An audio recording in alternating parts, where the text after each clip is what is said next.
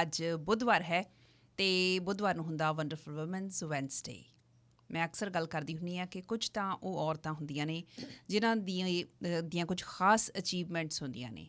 ਉਹ ਦੂਸਰਿਆਂ ਦੇ ਲਈ ਇੰਸਪੀਰੇਸ਼ਨ ਦਾ ਕੰਮ ਕਰਦੀਆਂ ਨੇ, ਉਹਨਾਂ ਨੂੰ ਵੀ ਮੋਟੀਵੇਟ ਕਰਦੀਆਂ ਨੇ ਕਿ ਕਿਵੇਂ ਔਡਸ ਨੂੰ ਚੈਲੰਜ ਕਰਦੇ ਹੋਏ ਉਹ ਕਿਸੇ ਖਾਸ ਮੁਕਾਮ 'ਤੇ ਪਹੁੰਚ ਸਕਦੀਆਂ ਨੇ। ਪਰ ਦੂਸਰੇ ਪਾਸੇ ਗੌਰ ਦੇ ਨਾਲ ਦੇਖਿਆ ਜਾਵੇ, ਹਰ ਔਰਤ ਆਪਣੇ ਆਪ ਦੇ ਵਿੱਚ ਇੱਕ ਵੰਡਰਫੁਲ ਵੂਮਨ ਹੈ। ਹਰ ਇੱਕ ਔਰਤ ਦੀ ਇੱਕ ਆਪੋ ਆਪਣੀ ਜਰਨੀ ਹੈ। ਜਿਹਨੂੰ ਮਰਜ਼ੀ ਪੁੱਛ ਕੇ ਦੇਖ ਲਓ, ਸਟੋਰੀ ਸਾਰਿਆਂ ਦੀ ਵੱਖਰੀ ਹੋਏਗੀ, ਪਰ ਫਿਰ ਵੀ ਕੁਝ ਜਿਹੜੇ ਐਲੀਮੈਂਟਸ ਹੁੰਦੇ ਨੇ ਸਾਂਝੇ ਹੁੰਦੇ ਨੇ। ਖਾਸ ਕਰਕੇ ਜਦੋਂ ਆਪਾਂ ਕੁਝ ਏਜ ਸਪੈਸੀਫਿਕ ਗੱਲਾਂ ਕਰਦੇ ਹਾਂ, ਉਹਦੇ ਵਿੱਚ ਬਹੁਤ ਸਾਰੇ ਐਕਸਪੀਰੀਅੰਸਿਸ ਸਾਡੇ ਸਾਂਝੇ ਹੁੰਦੇ ਨੇ। ਅੱਜ ਦੇ ਇਸ ਪ੍ਰੋਗਰਾਮ ਦੇ ਵਿੱਚ ਮੇਰੇ ਨਾਲ ਇੱਕ ਵੰਡਰਫੁਲ ਵੂਮਨ ਮੌਜੂਦ ਹੈ।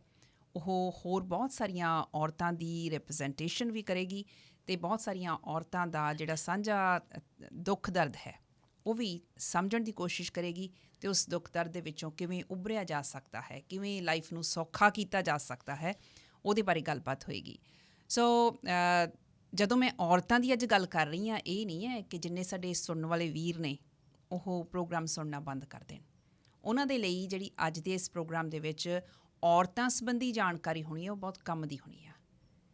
ਕਿਉਂਕਿ ਔਰਤ ਤੁਹਾਡੇ ਘਰ ਦੇ ਵਿੱਚ ਜਿੰਨਾ ਰੋਲ ਪਲੇਅ ਕਰ ਰਹੀ ਹੈ, ਕਿਸ ਢੰਗ ਦੇ ਨਾਲ ਰੋਲ ਪਲੇਅ ਕਰ ਰਹੀ ਹੈ, ਉਹ ਫਿਜ਼ੀਕਲੀ ਮੈਂਟਲੀ ਕਿਸ ਸਿਚੁਏਸ਼ਨ ਦੇ ਵਿੱਚ ਹੈ, ਕਈ ਵਾਰੀ ਨਹੀਂ ਸਗੋਂ ਬਹੁਤੀ ਵਾਰੀ ਇਹ ਚੀਜ਼ ਨੋਟਿਸ ਕੀਤੀ ਗਈ ਹੈ ਕਿ ਉਹ ਆਪਣਾ ਆਪ ਸਮਝਾਉਣ ਦੇ ਵਿੱਚ ਵੀ ਅਸਮਰੱਥ ਰਹਿੰਦੀ ਹੈ ਅਤੇ ਉਹਨੂੰ ਸਮਝਣ ਦੇ ਵਿੱਚ ਵੀ ਅਕਸਰ ਭਾਵੇਂ ਜਿੰਨਾ ਮਰਜ਼ੀ ਕੋਈ ਕਲੋਜ਼ ਫੈਮਿਲੀ ਮੈਂਬਰ ਹੈ, ਚਾਹੇ ਈਵਨ ਪਾਰਟਨਰ ਹੈ, ਉਹ ਸਮਝਣ ਦੇ ਵਿੱਚ ਉਹ ਕਾਮਯਾਬ ਨਹੀਂ ਹੁੰਦਾ। ਇਸ ਕਰਕੇ ਮੇਰੀ ਸਾਰੇ ਵੀਰਾਂ ਨੂੰ ਵੀ ਗੁਜ਼ਾਰਿਸ਼ ਹੈ ਕਿ ਅੱਜ ਦੇ ਇਸ ਪ੍ਰੋਗਰਾਮ ਨੂੰ ਤੁਸੀਂ ਵੀ ਧਿਆਨ ਨਾਲ ਸੁਣਿਓ ਅਤੇ ਸਾਰੀਆਂ ਜਿੰਨੀਆਂ ਸਾਡੀਆਂ ਭੈਣਾਂ ਨੇ, ਬੀਬੀਆਂ ਨੇ, ਉਹਨਾਂ ਨੂੰ ਤਾਂ ਮੈਂ ਬੇਨਤੀ ਕਰੂੰਗੀ। ਅੱਜ ਮੈਂ ਆਪਣੇ ਨਾਲ ਜਿਨ੍ਹਾਂ ਨੂੰ ਸ਼ਾਮਿਲ ਕੀਤਾ ਹੈ, ਉਹ ਸਪੈਸ਼ਲਾਈਜ਼ ਕਰਦੇ ਨੇ ਡਾਈਟ ਅਤੇ ਨਿਊਟ੍ਰੀਸ਼ਨ ਦੇ ਵਿੱਚ। ਡਾਈਟ ਅਤੇ ਨਿਊਟ੍ਰੀਸ਼ਨ ਕੰਸਲਟੈਂਟ ਨੇ ਪਲਵੀ ਜੱਸਲ ਜੀ। ਪਲਵੀ ਜੀ, ਸਵਾਗਤ ਹੈ ਤੁਹਾਡਾ। Thank you Navjot ji, it's a pleasure to be on your show. Pallavi ਹੁਣਾਂ ਦੇ ਨਾਲ ਜਿਹੜੀ ਅੱਜ ਗੱਲ ਕਰਨੀ ਆ ਮੈਂ, ਉਹ ਮੈਨੋਪੌਜ਼ ਦੇ ਨਾਲ ਸੰਬੰਧਿਤ ਗੱਲ ਕਰਨੀ ਹੈ।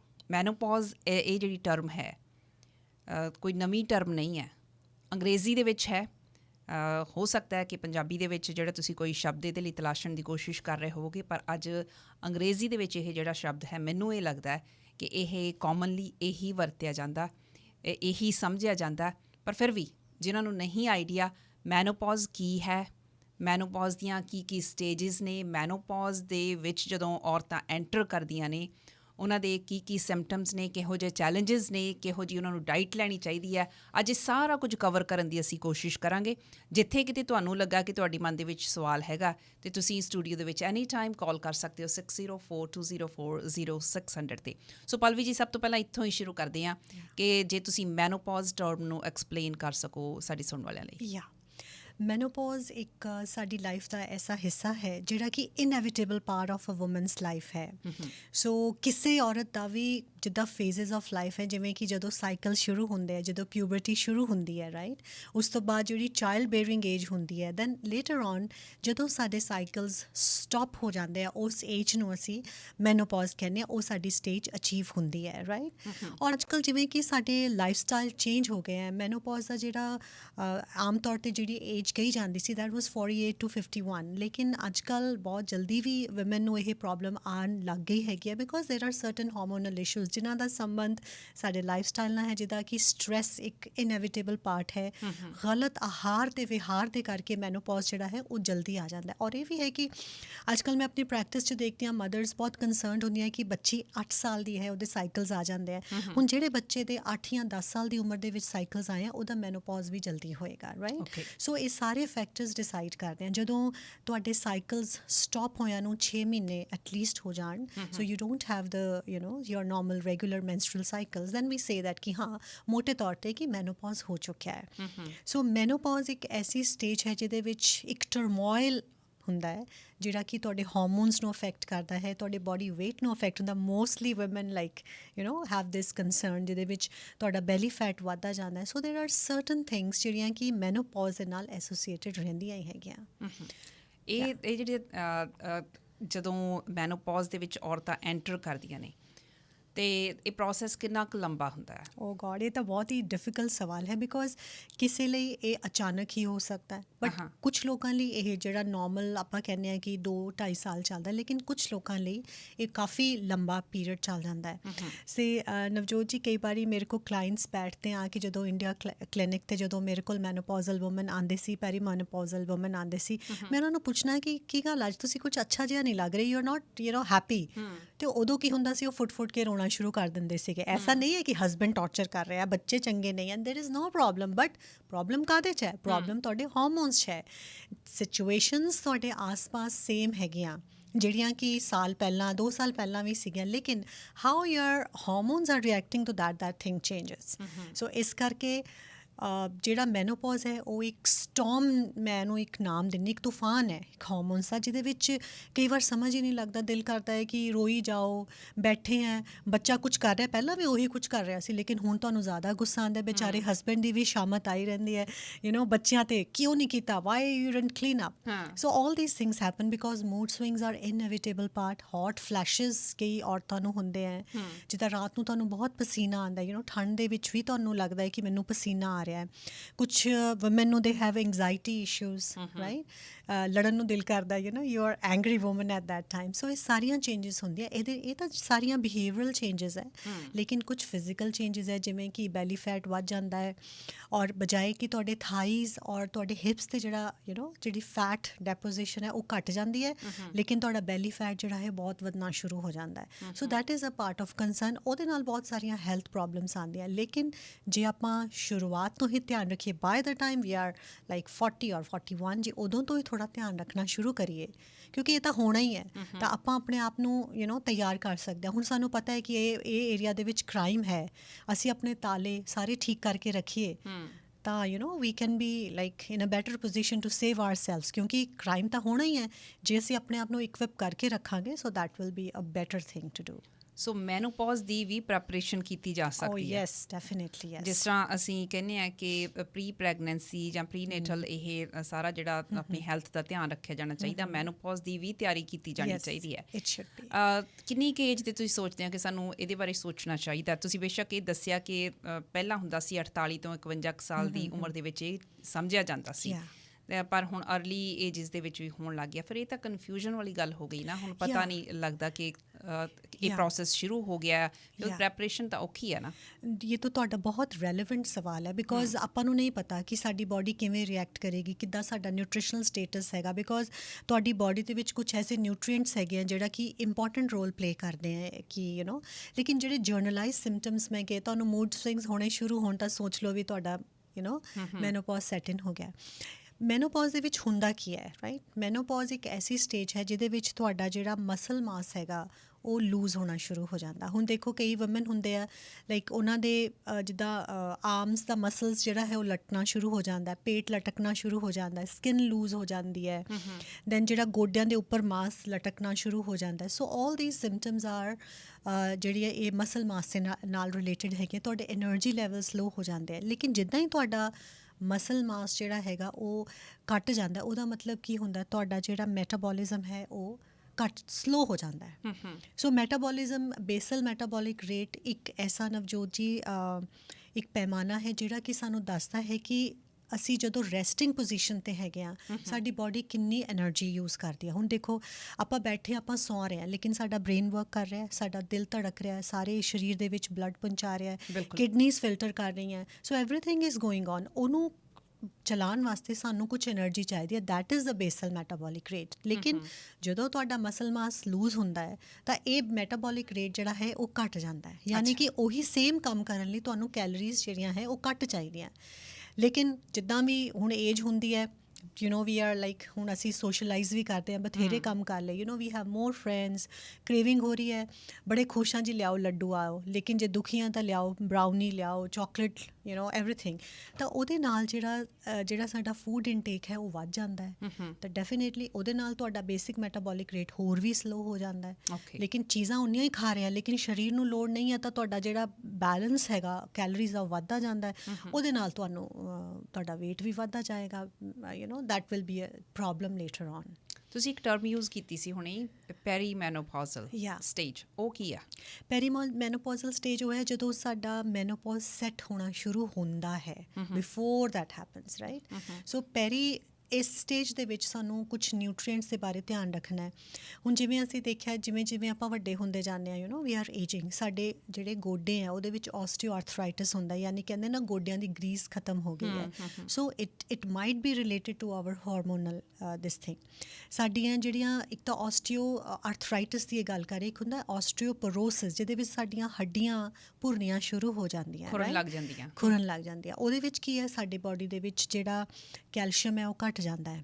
ਹੁਣ ਇੱਥੇ ਕੈਲਸ਼ੀਅਮ ਦੀ ਆਪਾਂ ਗੱਲ ਕੀਤੀ ਹੈ। ਹੁਣ ਜਦੋਂ ਆਪਾਂ 20 ਜਾਂ 25 ਸਾਲ ਦੇ ਸੀਗੇ, ਅਸੀਂ ਸੋਚਿਆ ਨਹੀਂ, ਅਸੀਂ ਤਾਂ ਬੜੇ ਜਵਾਨ ਹੈ ਜੀ, ਤਗੜੇ ਆ, ਵੀ ਡੋਂਟ ਨੀਡ ਐਨੀ ਸਪਲੀਮੈਂਟਸ। ਲੇਕਿਨ ਇਹ ਵੀ ਪ੍ਰੂਵਨ ਫੈਕਟ ਹੈਗਾ ਕਿ ਜਿੱਦਾਂ ਆਫਟਰ 35, ਲਾਈਕ 32 to 35 ਈਅਰਸ ਦੀ ਜਦੋਂ ਏਜ ਹੁੰਦੀ ਹੈ, ਉਸ ਤੋਂ ਬਾਅਦ ਜੇ ਅਸੀਂ ਕੈਲਸ਼ੀਅਮ ਸਪਲੀਮੈਂਟਸ ਲੈਂਦੇ ਆ, ਉਹਦਾ ਓਨਾ ਫਾਇਦਾ ਨਹੀਂ ਹੁੰਦਾ ਜਿੰਨਾ ਕਿ ਪਹਿਲਾਂ ਹੁੰਦਾ, ਬਿਕੋਜ਼ ਸਾਡੇ ਹਾਰਮੋਨਲ ਮੇਕਅਪ ਚੇਂਜ ਹੋ ਜਾਂਦਾ ਹੈ, ਜਿਹਦੀ ਵਜ੍ਹਾ ਦੇ ਨਾਲ ਕੈਲਸ਼ੀਅਮ ਦੀ ਐਬਜ਼ੌਰਪਸ਼ਨ ਜਿਹੜੀ ਹੈ ਉਹ ਬਹੁਤ ਘੱਟ ਜਾਂਦੀ ਹੈ।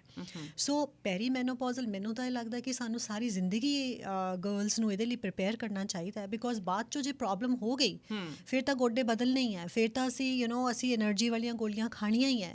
We'll have to have many things to compensate these changes. So calcium is very very important.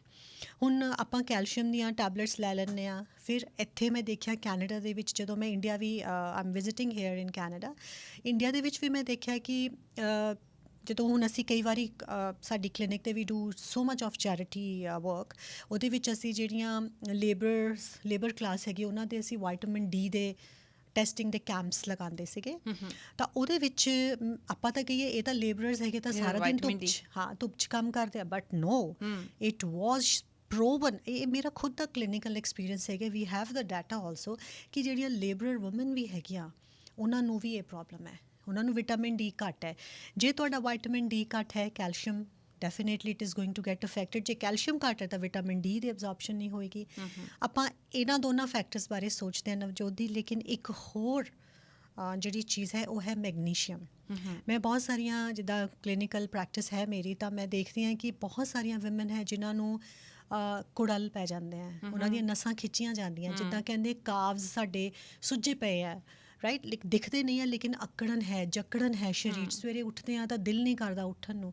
ਇਹ ਜਿਹੜੀਆਂ ਸਾਰੀਆਂ ਸਾਡੀਆਂ ਮਾਸਪੇਸ਼ੀਆਂ ਦੀਆਂ ਜਿਹੜੀਆਂ ਪ੍ਰੋਬਲਮਸ ਹੈਗੀਆਂ, ਇਹ ਸਾਰੀਆਂ ਮੈਗਨੀਸ਼ੀਅਮ ਦੀ ਕਮੀ ਦੀ ਵਜ੍ਹਾ ਨਾਲ ਵੀ ਹੋ ਸਕਦੀਆਂ। ਆਪਾਂ ਹਮੇਸ਼ਾ ਕੈਲਸ਼ੀਅਮ ਦੇ ਬਾਰੇ ਸੋਚਦੇ ਹਾਂ, ਆਪਾਂ ਸੋਚਦੇ ਹਾਂ ਜੀ ਵਿਟਾਮਿਨ ਡੀ ਖਾ ਲਓ, 60,000 ਯੂਨਿਟ ਦੀ ਗੋਲੀ ਹੈ, 1000 ਅਸੀਂ ਇੰਟਰਨੈਸ਼ਨਲ ਯੂਨਿਟਸ ਰੋਜ਼ ਖਾ ਰਹੇ ਹਾਂ, ਸਭ ਬਹੁਤ ਅੱਛਾ ਕਰ ਰਹੇ, ਲੇਕਿਨ ਨਹੀਂ, ਇਹ ਸਾਰੀਆਂ ਚੀਜ਼ਾਂ ਦਾ ਫਾਇਦਾ ਹੋਣਾ ਹੀ ਨਹੀਂ ਹੈ ਜਦ ਤੱਕ ਮੈਗਨੀਸ਼ੀਅਮ ਸਰੀਰ 'ਚ ਘੱਟ ਹੈ। ਓਕੇ।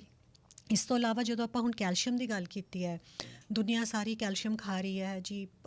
ਮੈਂ ਤਾਂ ਬਹੁਤ ਹੈਲਥ ਦਾ ਧਿਆਨ, ਐਂਡ ਆਈ ਐਮ ਸੋ ਗਲੈਡ ਜਿਹੜੀਆਂ ਵਿਮਨ ਆਪਣਾ ਧਿਆਨ ਰੱਖਦੇ, I am so proud of those woman. ਲੇਕਿਨ ਜੇ ਇੱਕ ਨਿਊਟਰੀਐਂਟ ਹੈ ਜਿਹਨੂੰ ਆਪਾਂ ਕਹਿੰਦੇ ਹਾਂ K2, ਜੇ ਤੁਹਾਡੀ ਬਾਡੀ ਦੇ ਵਿੱਚ K2 ਦੀ ਕਮੀ ਹੈ, ਤੁਸੀਂ ਕੁਝ ਵੀ ਕਰ ਲਓ, ਉਹ ਡਰਾਈਵਰ ਹੈ ਜਿਹੜਾ ਕਿ ਜਿਹੜੇ ਤੁਹਾਡੇ ਕੈਲਸ਼ੀਅਮ ਡਿਪੋਜ਼ਿਟਸ ਹੈਗੇ, ਉਹ ਕਿੱਥੇ ਹੈ? ਤੁਹਾਡੇ ਕੈਲਸ਼ੀਅਮ ਡਿਪੋਜ਼ਿਟਸ ਹੈਗੇ ਆ ਦੰਦਾਂ ਵਿੱਚ ਤੇ ਤੁਹਾਡੀ ਬੋਨਸ, ਮੇਨਲੀ ਆਪਾਂ ਜੇ ਗੱਲ ਕਰੀਏ। ਜੇ ਤੁਹਾਡਾ ਡਰਾਈਵਰ ਤੁਹਾਨੂੰ ਭ੍ਰਮਿਤ ਕਰੇਗਾ, ਜੇ ਤੁਹਾਡਾ ਡਰਾਈਵਰ ਹੀ ਨਹੀਂ ਹੈ, ਤੁਸੀਂ ਕਿਤੇ ਵੀ ਚਲੇ ਜਾਓਗੇ, ਰਾਈਟ? ਤੇ ਕੈਲਸ਼ੀਅਮ ਨੂੰ ਇਹਨਾਂ ਦੋਨਾਂ ਜਗ੍ਹਾ ਤੇ ਪਹੁੰਚਾਉਣ ਵਾਸਤੇ ਇੱਕ ਨਿਊਟਰੀਐਂਟ ਹੈ, ਦੈਟ ਇਜ਼ K12। ਤਾਂ ਉਹ ਜਿਹੜਾ ਹੈ ਉਹ ਤੁਹਾਡੀ ਬਾਡੀ ਦੇ ਵਿੱਚ ਹਰ ਜਗ੍ਹਾ 'ਤੇ ਕੈਲਸ਼ੀਅਮ ਨੂੰ ਲੈ ਕੇ ਜਾਂਦਾ ਜਿੱਥੇ ਲੋੜ ਹੈ। ਜੇ ਡਰਾਈਵਰ ਨਹੀਂ ਹੋਏਗਾ ਤਾਂ ਕਿੱਥੇ ਜਾਏਗਾ ਕੈਲਸ਼ੀਅਮ? ਤੁਹਾਡੀਆਂ ਕਿਡਨੀਜ਼ 'ਚ ਡਿਪੋਜ਼ਿਟ ਹੋ ਜਾਏਗਾ। ਕਹਿੰਦੇ ਆ ਨਾ ਕਈ ਲੋਕ ਕਿ ਅਸੀਂ ਤਾਂ ਕੈਲਸ਼ੀਅਮ ਸਪਲੀਮੈਂਟਸ ਲਿੱਤੇ ਸੀ, ਮੈਨੂੰ ਤਾਂ ਕਿਡਨੀ ਸਟੋਨ ਹੋ ਗਿਆ, ਰਾਈਟ? ਇਹਦਾ ਮਤਲਬ ਹੈ ਕਿ ਤੁਹਾਡਾ ਡਰਾਈਵਰ ਹੀ ਠੀਕ ਨਹੀਂ ਸੀ, ਉਹ ਲੈ ਕੇ ਹੀ ਨਹੀਂ ਗਿਆ ਠੀਕ ਜਗ੍ਹਾ 'ਤੇ। ਤੁਹਾਨੂੰ ਸਪਰਸ ਹੋ ਸਕਦੇ, ਅੱਡੀਆਂ ਦੇ ਵਿੱਚ ਜਿਵੇਂ ਪ੍ਰੋਬਲਮ ਹੋ ਸਕਦੀ ਆ, ਉੱਥੇ ਕੈਲਸ਼ੀਅਮ ਡਿਪੋਜ਼ਿਟ ਹੋਏਗਾ ਜਿੱਥੇ ਨਹੀਂ ਹੋਣਾ ਚਾਹੀਦਾ। ਸੋ ਇਹ ਡਰਾਈਵਰਸ ਵੀ ਬਹੁਤ ਲੋੜ ਹੈਗੀ ਹੈ। ਇਹ ਸਾਰੀ ਇੱਕ ਸਾਇੰਸ ਹੈ ਜਿਹੜੀ ਕਿ ਆਪਾਂ ਨੂੰ ਆਪਾਂ ਤੁਸੀਂ ਦੇਖੋ, ਆਪਾਂ ਪਹਿਲਾਂ ਜਿਹੜੇ ਘਰ ਦਾ ਖਾਣਾ ਖਾ ਕੇ ਵੀ ਸਾਰੀਆਂ ਔਰਤਾਂ ਜਿਹੜੀਆਂ ਉਹ ਕਿੰਨੀਆਂ ਸਵਸਥ ਰਹਿੰਦੀਆਂ ਸੀ। ਕਿਸੇ ਦਾ ਸਰਜਰੀਅਨ ਨਹੀਂ ਸੀ ਹੁੰਦਾ, ਕਿਸੇ ਦੇ ਮਾਤਾ ਦੇ ਗੋਡੇ ਨਹੀਂ ਸੀ ਦੁਖਦੇ। ਮੇਰੇ ਨਾਨੀ ਜੀ, she expired 2 years back, 2 years maybe 1.5 year back. She survived corona. ਉਹਨਾਂ ਦੀ ਉਮਰ ਪਤਾ ਕਿੰਨੀ ਸੀ? 99 years.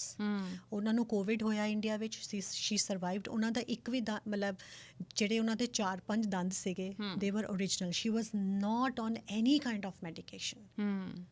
ਸੋ ਇਹ ਵੀ ਡਿਪੈਂਡ ਕਰਦਾ ਹੈ ਕਿਉਂਕਿ ਹੁਣ ਦੇਖੋ ਨਾ ਸਟ੍ਰੈਸ ਕਿੰਨਾ ਹੁਣ ਸ਼ਾਇਦ ਮੇਰੇ ਦਿਮਾਗ 'ਚ ਚੱਲ ਰਿਹਾ ਹੋਏ ਬੱਚਿਆਂ ਨੂੰ ਪਿਕ ਕਰਨਾ ਹੈ, ਮੈਂ ਅੱਜ ਬੈਂਕ ਜਾਣਾ ਸੀ, ਵੀ ਹੈਵ ਉਹ ਨਾ ਲੇਡੀਜ਼ ਦਾ ਜਿਹੜਾ ਸਟ੍ਰੈਸ ਲੈਵਲ ਸੀ ਉਹ ਅਲੱਗ ਸੀਗਾ। ਐਗਜ਼ੈਕਟਲੀ ਉਹ ਬਹੁਤ ਹੱਦ ਤੱਕ ਡਿਪੈਂਡ ਕਰਦਾ ਸੀ ਕਿ ਘਰ ਦੀਆਂ ਚਲੋ ਗੱਲਾਂ ਕੰਮ ਕੀਤੇ and they use to do hard work. ਆਪਾਂ ਨੂੰ ਤਾਂ ਹਾਰਡ ਵਰਕ ਕਰਨ ਲਈ ਜਿੰਮ ਹੀ ਜਾਣਾ ਪਏਗਾ, ਵਾਕ ਰਨਿੰਗ ਤੇ ਜਾਣਾ ਪਏਗਾ, ਬਟ ਉਹਨਾਂ ਦੇ ਆਟੋਮੈਟਿਕਲੀ ਲਾਈਫ ਸਟਾਈਲ ਚੇਂਜ ਹੋ ਗਿਆ ਨਾ। There is ਹੁਣ a ਅਸੀਂ ਤਾਂ lifestyle ਵਾਕ change. ਵੀ ਨਹੀਂ ਕਰਦੇ ਨਾ, ਘਰੋਂ ਨਿਕਲਦੇ ਸਾਰੀ ਅਸੀਂ ਕਾਰ 'ਚ ਬੈਠ ਜਾਂਦੇ ਹਾਂ। ਪਹਿਲੇ ਜ਼ਮਾਨੇ ਦੇ ਵਿੱਚ ਕਿੱਥੇ ਇਹ ਸਾਰਾ ਕੁਝ ਹੁੰਦਾ ਸੀ। ਆਪਣੀ ਨਾਨੀ ਦੀ ਜਿਹੜੀ ਤੁਸੀਂ ਕਹਾਣੀ ਸੁਣਾ ਰਹੇ ਹੋ, ਮੈਂ ਆਪਣੀ ਨਾਨੀ ਦੀ ਕਹਾਣੀ ਦੇ ਨਾਲ ਰਿਲੇਟ ਕਰ ਸਕਦੀ ਹਾਂ। She is about 100 year old. ਉਹ ਵੀ ਕਿਸੇ ਮੈਡੀਕੇਸ਼ਨ 'ਤੇ ਨਹੀਂ ਆ, ਬਿਲਕੁਲ ਤੰਦਰੁਸਤ ਨੇ। ਹਾਂ, ਕਮਜ਼ੋਰੀ ਜ਼ਰੂਰ ਹੋ ਗਈ ਹੈ ਇਸ ਏਜ ਦੇ ਵਿੱਚ, ਪਰ ਅਮੇਜ਼ਿੰਗ ਹੈਲਥ ਹੈ ਉਹਨਾਂ ਦੀ। ਕੁਝ ਕੰਸਰਨਸ ਨੇ ਪਲਵੀ ਜੀ, ਜਿਹੜੇ ਅਕਸਰ ਔਰਤਾਂ ਇਸ ਮੌਕੇ 'ਤੇ ਐਕਸਪ੍ਰੈਸ ਕਰਦੀਆਂ ਨੇ। ਇੱਕ ਤਾਂ ਇਹ ਹੁੰਦਾ ਕਿ ਜਿਹੜਾ ਸਰੀਰ ਹੈ ਉਹ ਥੁਲਥੁਲਾ ਜਿਹਾ ਹੋਣਾ ਸ਼ੁਰੂ ਹੋ ਜਾਂਦਾ ਹੈ। ਜਿਸ ਸਰੀਰ ਦੀ ਬੜੀ ਸਾਂਭ ਸੰਭਾਲ ਕੀਤੀ ਹੁੰਦੀ ਆ, ਜਿਹੜੀ ਡਾਈਟ ਹੈ ਉਹ ਵੀ ਚੰਗੀ ਖਾਧੀ ਹੁੰਦੀ ਹੈ, ਐਕਸਰਸਾਈਜ਼ ਵੀ ਕਈ ਔਰਤਾਂ ਰੈਗੂਲਰ ਕਰਦੀਆਂ, ਕੋਈ ਯੋਗਾ ਕਰਦੀ ਹੈ, ਕੋਈ ਜਿਮ ਦੇ ਵਿੱਚ ਜਾਂਦੀ, ਕੋਈ ਵਾਕ ਕਰਦੀ ਹੈ। ਉਹ ਕਹਿੰਦੇ ਸਾਰਾ ਕੁਝ ਕਰਨ ਦੇ ਬਾਵਜੂਦ ਸਾਡਾ ਜਿਹੜਾ ਭਾਰ ਹੈ ਉਹ ਵਧਣਾ ਸ਼ੁਰੂ ਹੋ ਗਿਆ, ਫੈਟ ਵਧਣੀ ਸ਼ੁਰੂ ਹੋ ਗਈ, ਖਾਸ ਕਰਕੇ ਪੇਟ ਦੀ ਜਿਹੜੀ ਫੈਟ ਹੈ, ਜਿੱਦਾਂ ਤੁਸੀਂ ਪਹਿਲਾਂ ਐਕਸਪਲੇਨ ਕੀਤਾ। ਸਰੀਰ ਦੇ ਵਿੱਚ ਕੀ ਵਾਪਰ ਰਿਹਾ ਹੁੰਦਾ ਜੇ ਥੋੜ੍ਹਾ ਜਿਹਾ ਉਹਨੂੰ ਅਸੀਂ ਸਮਝਣ ਦੀ ਕੋਸ਼ਿਸ਼ ਕਰੀਏ ਸਾਰੀਆਂ ਔਰਤਾਂ? ਆਪਾਂ ਹਮੇਸ਼ਾ ਗੱਲ ਕਰਦੇ ਹਾਂ ਜੀ ਦਵਾਈ ਦੇ ਦਿਓ, ਰਾਈਟ। ਬੁਖਾਰ ਹੈ, ਤੁਸੀਂ ਐਡਵਿਲ ਲੈ ਲਈ, ਬੁਖਾਰ ਠੀਕ ਹੈ, ਰਾਈਟ। ਪੇਨ ਹੈ, ਪੇਨ ਕਿਲਰ ਲੈ ਲਈ। ਲੇਕਿਨ ਆਪਾਂ ਇਹ ਦੇਖਣਾ ਹੈ ਕਿ ਪੇਨ ਦਾ ਕਾਰਨ ਕੀ ਆ। ਆਪਾਂ ਜੜ ਨੂੰ ਜਦ ਤੱਕ ਨਹੀਂ ਸਮਝਾਂਗੇ ਤਦ ਤੱਕ ਪ੍ਰੋਬਲਮ ਨੂੰ ਆਪਾਂ ਸੋਲਵ ਨਹੀਂ ਕਰ ਸਕਦੇ। ਸੋ ਜਦੋਂ ਅਸੀਂ ਮੈਨੋਪੌਜ਼ ਦੀ ਗੱਲ ਕਰਦੇ ਹਾਂ, ਉਹਦੇ ਵਿੱਚ ਜਿਹੜਾ ਮੇਨ ਜਿਹੜਾ ਇੱਕ ਇਸ਼ੂ ਰਹਿੰਦਾ ਉਹ ਸਾਡਾ ਹਾਰਮੋਨ ਹੁੰਦਾ ਹੈ ਐਸਟ੍ਰੋਜਨ, ਰਾਈਟ। ਐਸਟ੍ਰੋਜਨ ਜਿਹੜਾ ਹੈਗਾ ਜਦੋਂ ਉਹਦੀ ਕਮੀ ਹੋ ਜਾਂਦੀ ਹੈ ਤਾਂ ਸਾਡਾ ਬੈਲੀ ਫੈਟ ਵਧਣਾ ਸ਼ੁਰੂ ਹੋ ਜਾਂਦਾ ਹੈ, ਜਿਹੜਾ ਕਿ ਸਾਨੂੰ ਕਈ ਵਾਰ ਪਤਾ ਵੀ ਨਹੀਂ ਲੱਗਦਾ, ਰਾਈਟ। ਸਾਰੀਆਂ ਵੂਮਨ ਦੇ ਵਿੱਚ ਤੁਹਾਨੂੰ ਦਿਖਦਾ ਹੋਏਗਾ ਕਿ ਬੈਲੀ ਫੈਟ ਨਹੀਂ ਵੀ ਹੁੰਦਾ, ਲੇਕਿਨ ਐਸਟ੍ਰੋਜਨ ਵੱਧਦੀ ਹੈ। ਉਹਦੇ ਨਾਲ ਕੀ ਹੁੰਦਾ ਹੈ, ਸਾਡੀ ਬਾਡੀ ਦੇ ਵਿੱਚ ਜਿਹੜਾ ਇੱਕ ਹਾਰਮੋਨ ਹੁੰਦਾ ਹੈ ਜਿਹੜਾ ਕਿ ਫੈਟ ਸਟੋਰੇਜ ਹਾਰਮੋਨ ਹੈ, ਉਹਦੀ ਮਾਤਰਾ ਵਧਣੀ ਸ਼ੁਰੂ ਹੋ ਜਾਂਦੀ ਹੈ, and that is insulin, right.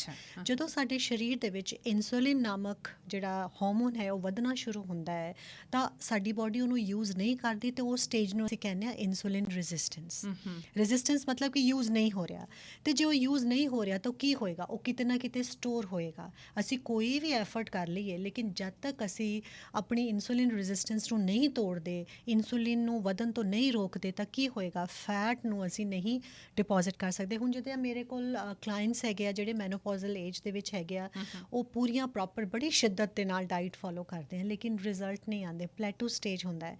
ਫਿਰ ਉਹਦੇ ਵਿੱਚ ਅਸੀਂ ਉਹਨਾਂ ਨੂੰ ਕਾਉਂਸਲਿੰਗ ਦਾ ਇੱਕ ਬਹੁਤ ਵੱਡਾ ਉਹਦੇ 'ਚ ਰੋਲ ਹੁੰਦਾ। ਅਸੀਂ ਉਹਨਾਂ ਨੂੰ ਸਮਝਾਉਂਦੇ ਹਾਂ ਕਿ ਤੁਸੀਂ ਇਹ ਐਕਸੈਪਟ ਕਰੋ ਕਿ ਤੁਸੀਂ ਇਸ ਚੀਜ਼ ਦੇ ਦੌਰਾਨ ਤੁਸੀਂ ਗੁਜ਼ਰ ਰਹੇ ਹੋ, ਕੁਝ ਚੇਂਜਸ ਲਿਆ ਕੇ ਤੁਸੀਂ ਇਹਨੂੰ ਠੀਕ ਕਰ ਸਕਦੇ ਹੋ। ਸੋ ਜੇ ਤੁਹਾਡਾ ਇਨਸੂਲਿਨ ਰੈਜ਼ਿਸਟੈਂਸ ਵੱਧਦਾ ਜਾਂਦਾ, ਇੱਕ ਹੋਰ ਬੜਾ ਪੰਗਾ ਪੈ ਜਾਂਦਾ, ਉਹ ਤੁਹਾਨੂੰ ਕ੍ਰੇਵਿੰਗਸ ਹੋਣ ਲੱਗ ਜਾਂਦੀਆਂ, ਖਾਸ ਤੌਰ 'ਤੇ ਮਿੱਠੇ ਦੀਆਂ ਕ੍ਰੇਵਿੰਗ। ਜਿੱਦਾਂ ਮੈਂ ਪਹਿਲਾਂ ਕਿਹਾ, ਖੁਸ਼ੀ ਦੇ ਵਿੱਚ ਲੱਡੂ ਅਤੇ ਗਮੀ ਦੇ ਵਿੱਚ ਬਰਾਊਨੀ। ਜਿਹੜੇ 3 C's ਹੈਗੇ ਜਿਹੜੇ ਕਿ ਮੈਂ ਕੈਟੇਗਰਾਈਜ਼ ਕੀਤੇ, ਜਿਵੇਂ ਕੁਕੀਜ਼ ਹੈ, ਕੈਂਡੀਜ਼ ਐਂਡ ਕੇਕਸ ਹੈਗੇ ਆ, ਇਹ ਬੜਾ ਖੁਸ਼ੀ ਦਿੰਦੇ ਆ ਜਦੋਂ ਤੁਸੀਂ ਦੁਖੀ ਹੁੰਦੇ ਹੋ, ਰਾਈਟ। ਲੇਕਿਨ ਉਸ ਤੋਂ ਬਾਅਦ ਜਿਹੜਾ ਤੁਹਾਨੂੰ ਗਿਲਟ ਆਉਂਦਾ ਹੈ ਕਿ ਹਾਏ ਮੈਂ ਜੇ ਨਾ ਵੀ ਖਾਂਦੀ, ਇੱਕ ਤੁਸੀਂ ਜੇ ਬਰਾਊਨੀ ਖਾਈ ਹੈ, ਤੁਸੀਂ 300-400 ਕੈਲਰੀਜ਼ ਐਵੇਂ ਹੀ ਖਾ ਲਈਆਂ, ਔਰ ਉਹ ਵੀ ਕੈਲਰੀਜ਼ ਕਿੱਥੋਂ ਆਈਆਂ, ਉਹ ਕੈਲਰੀਜ਼ ਆਈਆਂ ਸਾਰੀਆਂ ਫੈਟ ਤੋਂ ਤੇ ਕਾਰਬੋਹਾਈਡਰੇਟਸ ਤੋਂ, ਜਿਹੜੇ ਕਿ ਰਿਫਾਈਨਡ ਕਾਰਬਸ ਹੈ, ਮੈਦੇ ਦੀਆਂ ਬਣੀਆਂ ਹੋਈਆਂ ਚੀਜ਼ਾਂ ਹੈ ਸਾਰੀਆਂ। ਤਾਂ ਜਿਹੜਾ ਗਿਲਟ ਹੁੰਦਾ ਹੈ, ਉਹ ਗਿਲਟ ਤੁਹਾਡੇ ਸਟ੍ਰੈਸ ਹਾਰਮੋਨ ਨੂੰ ਵਧਾਉਂਦਾ ਹੈ। ਸਟ੍ਰੈਸ ਹਾਰਮੋਨ ਕੀ ਹੈ, ਕੋਰਟੀਸੋਲ।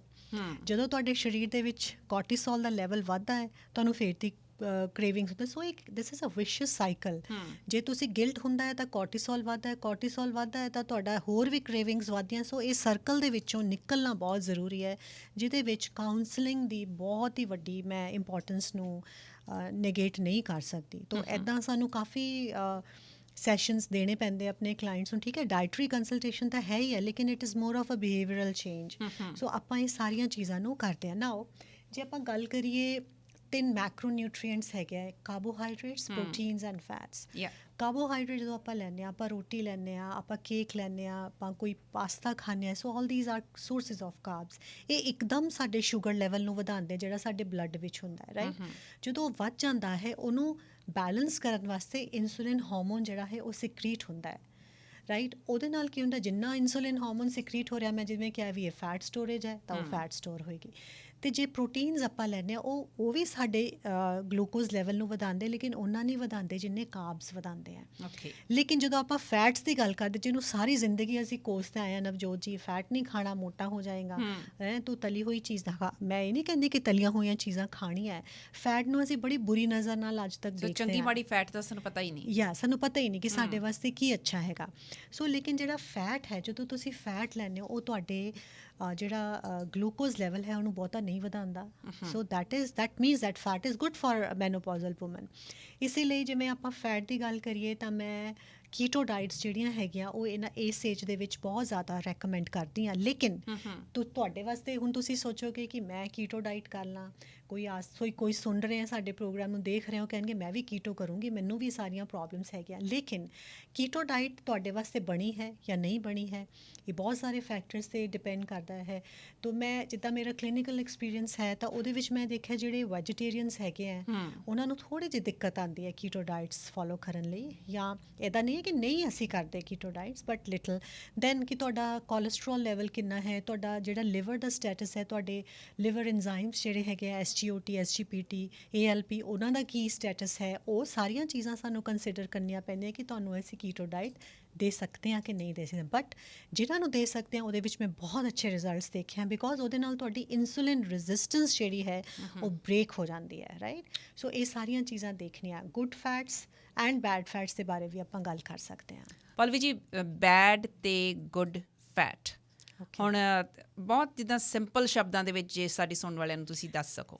ਡੈਫੀਨੇਟਲੀ। ਜਿੱਦਾਂ ਫੈਟ ਨੂੰ ਜਿਵੇਂ ਕਿ ਤੁਸੀਂ ਕਿਹਾ ਕਿ ਨਫ਼ਰਤ ਕੀਤੀ ਹੈ ਅਸੀਂ ਸਾਰੀ ਜ਼ਿੰਦਗੀ, ਰਾਈਟ। ਨਫ਼ਰਤ ਤਾਂ ਕਰਨੀ ਹੈ, ਲੇਕਿਨ ਨਫ਼ਰਤ ਕਰਨੀ ਹੈ ਸਿਰਫ ਬੈਡ ਫੈਟ ਦੇ ਨਾਲ। ਬੈਡ ਫੈਟ ਕਿਹੜੇ ਹੈ?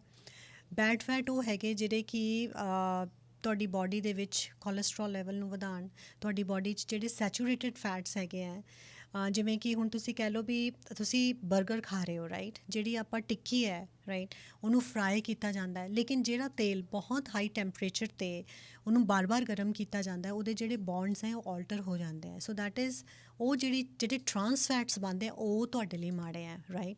That is a bad fat. ਲੇਕਿਨ ਉਸ ਟਿੱਕੀ ਦੇ ਜਿਹੜੇ ਨਿਊਟ੍ਰੀਐਂਟਸ ਸੀ ਉਹ ਵੀ ਜਾਂਦੇ ਲੱਗੇ। ਹੁਣ ਦੇਖੋ ਇਹ ਵੀ ਇੱਕ ਛੋਟੀ ਜਿਹੀ ਗੱਲ ਹੈਗੀ ਕਿ ਜਿਹੜਾ ਵਿਟਾਮਿਨ B ਔਰ C ਹੈਗੇ ਆ, they are heat sensitive vitamins, right. ਅਤੇ ਜੇ ਆਪਾਂ ਇਹਨਾਂ ਨੂੰ ਬਾਰ-ਬਾਰ ਹਾਈ ਹੀਟ 'ਤੇ ਆਪਾਂ ਐਕਸਪੋਜ਼ ਕਰਾਂਗੇ, ਜਿਵੇਂ ਹੁਣ ਦੇਖੋ ਆਪਾਂ ਹੁਣ ਸਬਜ਼ੀ ਬਣਾਉਂਦੇ ਹਾਂ, ਆਪਾਂ ਕਿੱਦਾਂ ਬਣਾਉਂਦੇ ਹਾਂ ਸਬਜ਼ੀ? ਸਾਡੇ ਮੰਮੀ ਦਾਦੀ ਬਣਾਉਂਦੇ, ਜਿੰਨੀ ਦੇਰ ਤੱਕ ਸਬਜ਼ੀ ਨੂੰ ਅਸੀਂ ਭੁੰਨ ਨਾ ਲਈਏ ਚੰਗੀ ਤਰ੍ਹਾਂ, ਤਦ ਤੱਕ ਲੱਗਦਾ ਵੀ ਇਹ ਤਾਂ ਕੱਚੀਆਂ ਸਬਜ਼ੀਆਂ ਖਾਣੀਆਂ। ਲੇਕਿਨ ਉਸ ਪ੍ਰੋਸੈਸ ਦੇ ਵਿੱਚ ਅਸੀਂ ਕੀ ਕਰ ਰਹੇ ਹਾਂ? ਅਸੀਂ ਸਾਰੀਆਂ ਸਬਜ਼ੀਆਂ ਦੇ ਜਿੰਨੇ ਵੀ heat sensitive vitamin and minerals ਉਹਨਾਂ ਨੂੰ ਖਾ ਰਹੇ ਹਾਂ, ਉਹਨਾਂ ਨੂੰ ਅਸੀਂ ਖ਼ਤਮ ਕਰ ਰਹੇ ਹਾਂ। ਔਰ ਜਦੋਂ ਅਸੀਂ ਖਾਣਾ ਖਾ ਲੈਂਦੇ ਹਾਂ, so what is the fun of having that food? ਉਹ ਤਾਂ ਸਿਰਫ ਆਪਣੀਆਂ ਟੇਸਟ ਬਡਸ ਨੂੰ ਖੁਸ਼ ਕਰਨ ਲਈ ਅਸੀਂ ਕਰ ਰਹੇ, ਲੇਕਿਨ ਨਿਊਟ੍ਰੀਸ਼ਨ ਮੋਸਟਲੀ ਅਸੀਂ ਸਾਰੀ ਕਿਲ ਕਰ ਚੁੱਕੇ ਹੁੰਦੇ ਹਾਂ, ਰਾਈਟ। ਅਤੇ ਉਹਦਾ ਫਿਰ ਦੇਖੋ, ਇੱਕ ਤਾਂ ਟੇਸਟ ਬਡਸ ਨੂੰ ਤਾਂ ਅਸੀਂ ਖੁਸ਼ ਕਰ ਲਿਆ ਅਤੇ ਢਿੱਡ ਵੀ ਭਰ ਲਿਆ ਸੀ ਆਪਣਾ, ਪਰ ਉਹਦਾ ਨੈਗੇਟਿਵ ਜਿਹੜਾ ਇਫੈਕਟ ਵੀ ਹੈਗਾ। ਨੈਗੇਟਿਵ ਇਫੈਕਟ ਇਹ ਹੈ ਕਿ ਅਸੀਂ ਖਾ ਰਹੇ ਹਾਂ, ਅਸੀਂ ਸਿਰਫ ਕੈਲੋਰੀਜ਼ ਖਾ ਰਹੇ ਹਾਂ। We are having nothing else than calories. So nutrition ਦਾ ਅਸੀਂ ਪੋਜ਼ੀਟਿਵ ਚੀਜ਼ ਤਾਂ ਕੱਢ ਦਿੱਤੀ ਹੈ, ਰਾਈਟ। ਅਤੇ ਇਸ ਕਰਕੇ ਇਹ ਚੀਜ਼ਾਂ ਜਿਹੜੀਆਂ ਹੈ ਸਾਨੂੰ ਇਫੈਕਟ ਕਰਦੀਆਂ। ਹੁਣ ਬੈਡ ਫੈਟਸ ਕਿਹੜੇ ਹੈ? ਜਿੱਦਾਂ ਕਿ ਹੁਣ ਤੁਸੀਂ ਘਿਓ, ਤੇਲ, ਮੱਖਣ, ਮਲਾਈ, ਚਿਕਨਾਈ ਜਿਹੜੀ ਖਾ ਰਹੇ ਆ, ਉਹ ਸਾਰੀ ਜਿਹੜੀ ਹੈ ਉਹ ਸਾਡੇ ਸਰੀਰ ਵਿੱਚ ਜਾ ਕੇ ਜੰਮ ਸਕਦੀ ਹੈ, ਸਾਡੀਆਂ ਨਸਾਂ ਦੇ ਵਿੱਚ ਜੰਮ ਸਕਦੀ ਹੈ ਜੇ ਅਸੀਂ ਐਕਸਰਸਾਈਜ਼ ਨਹੀਂ ਕਰਦੇ, ਓਨਾ ਅਸੀਂ ਬਰਨ ਨਹੀਂ ਕਰਦੇ ਜਿੰਨਾ ਕਿ ਸਾਨੂੰ ਕਰਨਾ ਚਾਹੀਦਾ। ਲੇਕਿਨ ਜਿਹੜੇ ਗੁੱਡ ਫੈਟਸ ਹੈਗੇ ਆ, ਹੁਣ ਤੁਸੀਂ ਕਿਵੇਂ ਇਨਕਲੂਡ ਕਰੋਗੇ? ਮੈਂ ਜੇ ਕਹਾਂ ਵੀ ਤੁਸੀਂ ਗੁੱਡ ਫੈਟਸ ਖਾਓ, how will you have them? So you will not use any edible cooking oil. ਜਿਹੜੇ ਵੈਜੀਟੇਬਲ ਆਇਲਸ ਹੁੰਦੇ ਆ, they are not very healthy. ਆਪਾਂ ਕਹਿੰਦੇ ਨਾ ਤੇਲ ਹੈ ਤਾਂ ਮਾੜਾ ਹਲਕਾ ਤੇਲ ਹੈ, ਫਿਰ ਕੀ ਕਰੀਏ? ਫਿਰ ਤੜਕੇ ਵੀ ਲਾਉਣੇ ਆ। So you can have the olive oil. Olive oil ਵੀ ਬਹੁਤ ਸਾਰੀਆਂ ਕਹਿੰਦੇ ਓਲਿਵ ਆਇਲ ਵੀ ਗਰਮ ਨਹੀਂ ਕਰਨਾ ਚਾਹੀਦਾ। ਮੈਂ ਉਹੀ ਦੱਸ ਰਹੀ ਹਾਂ। ਓਲਿਵ ਆਇਲ ਜਿਹੜਾ ਹੈ ਬਹੁਤ ਸਾਰੇ ਤਰ੍ਹਾਂ ਦਾ ਹੁੰਦਾ ਹੈ। ਸੋ first is extra virgin olive oil, ਜਿਹੜਾ ਕਿ ਫਰਸਟ ਪ੍ਰੈਸ ਹੁੰਦਾ ਹੈ, ਰਾਈਟ। ਉਹ ਤੁਸੀਂ ਜੇ ਖਾਂਦੇ ਹੋ, ਉਹ ਤੁਸੀਂ ਇਹ ਨਹੀਂ ਕਿ ਉਹ ਤੜਕੇ ਜਿੱਦਾਂ ਆਪਣੀ ਮੰਮੀ ਬਣਾਉਂਦੇ ਆ ਪਰੌਂਠੇ and all, so no, you are not using that in that way. So ਉਹ ਜਿਹੜੇ ਹੈਗੇ ਜਿਸ ਤੇ ਤੁਸੀਂ ਸੈਲਡਸ ਦੇ ਵਿੱਚ ਪਾਉਣਾ ਹੈ, you have to toss the vegetables. So extra virgin olive oil ਜਿਹੜਾ ਆ ਉਹਨੂੰ ਗਰਮ ਨਹੀਂ ਕਰਨਾ, ਉਹਨੂੰ ਤੁਸੀਂ ਕੱਚਾ ਵਰਤ ਸਕਦੇ ਹੋ because that is first press. ਲੇਕਿਨ ਜੇ ਜਿੱਦਾਂ ਅੱਜ ਕੱਲ੍ਹ ਆਪਾਂ ਯੂਜ਼ ਕਰਦੇ, ਸੋ ਦੇਰ ਇਜ਼ ਅ ਪੋਮਸ ਆਇਲ ਜਿਹੜਾ ਕਿ ਇੰਡੀਅਨ ਕੁਕਿੰਗ ਲਈ ਕੰਡਿਊਸਿਵ ਹੁੰਦਾ ਹੈ right then there is an avocado oil so you get it very abundantly here ਤੁਹਾਨੂੰ ਹਰ ਸਟੋਰ 'ਚ ਮਿਲ ਜਾਏਗਾ ਉਹ ਗਰਮ ਹੋ ਸਕਦਾ ਉਹ ਗਰਮ ਹੋ ਸਕਦਾ ਲੇਕਿਨ ਉਹਨੂੰ ਆਪਾਂ ਜਿੱਦਾਂ ਸਾੜਨਾ ਨਹੀਂ ਹੈ just mildly we can heat that right avocado oil ਨੂੰ ਆਪਾਂ ਕਰ ਸਕਦੇ ਹਾਂ ਗਰਮ ਕਰ Saute ਸਕਦੇ ਵਾਸਤੇ। ਆਪਾਂ ਹਲਕੀ ਹੀਟ ਕਰ ਸਕਦੇ ਹਾਂ very low heat and then coconut oil ਹੁਣ ਜਿਵੇਂ ਆਇਲ ਪੂਲਿੰਗ ਅਸੀਂ ਕਈ ਵਾਰ ਆਪਣੇ ਕਲਾਇੰਟਸ ਨੂੰ ਸੁਝਾਅ ਦਿੰਦੇ ਹਾਂ ਉਹਦੇ ਬਹੁਤ ਅੱਛੇ ਇਫੈਕਟਸ ਹੈਗੇ ਆ ਤਾਂ ਉਹਦੇ ਵਿੱਚ ਅਸੀਂ ਕੋਕੋਨਟ ਆਇਲ ਵੀ ਜਿਹੜਾ ਹੈ ਅਸੀਂ ਪੇਸ਼ੈਂਟਸ ਨੂੰ ਦਿੰਦੇ ਹਾਂ ਦੈਟ ਇਜ਼ ਗੁੱਡ ਜਿੱਦਾਂ ਹੁਣ ਜੇ ਤੁਸੀਂ ਸੋਚੋ ਵੀ ਮੈਂ ਤਾਂ ਤੇਲ ਦਾ ਚਮਚਾ ਨਹੀਂ ਪੀ ਸਕਦੀ ਮੈਂ ਕੀ ਕਰਾਂ ਹੁਣ ਤੁਸੀਂ ਕੀ ਕਰੋਗੇ so you will have flax seeds ਅਲਸੀ ਲੈ ਸਕਦੇ ਹੋ ਉਹਦੇ ਵਿੱਚ ਗੁੱਡ ਫੈਟਸ ਐਂਡ ਨਟਸ ਹੈਗੇ ਆ ਰਾਈਟ ਉਹਦੇ ਵਿੱਚ ਹੈਂਡਫੁੱਲ ਆਫ ਨਟਸ ਖਾਣੇ ਆ ਬਿਕੋਜ਼ ਜਿਹੜੇ ਨਟਸ ਹੈਗੇ ਆ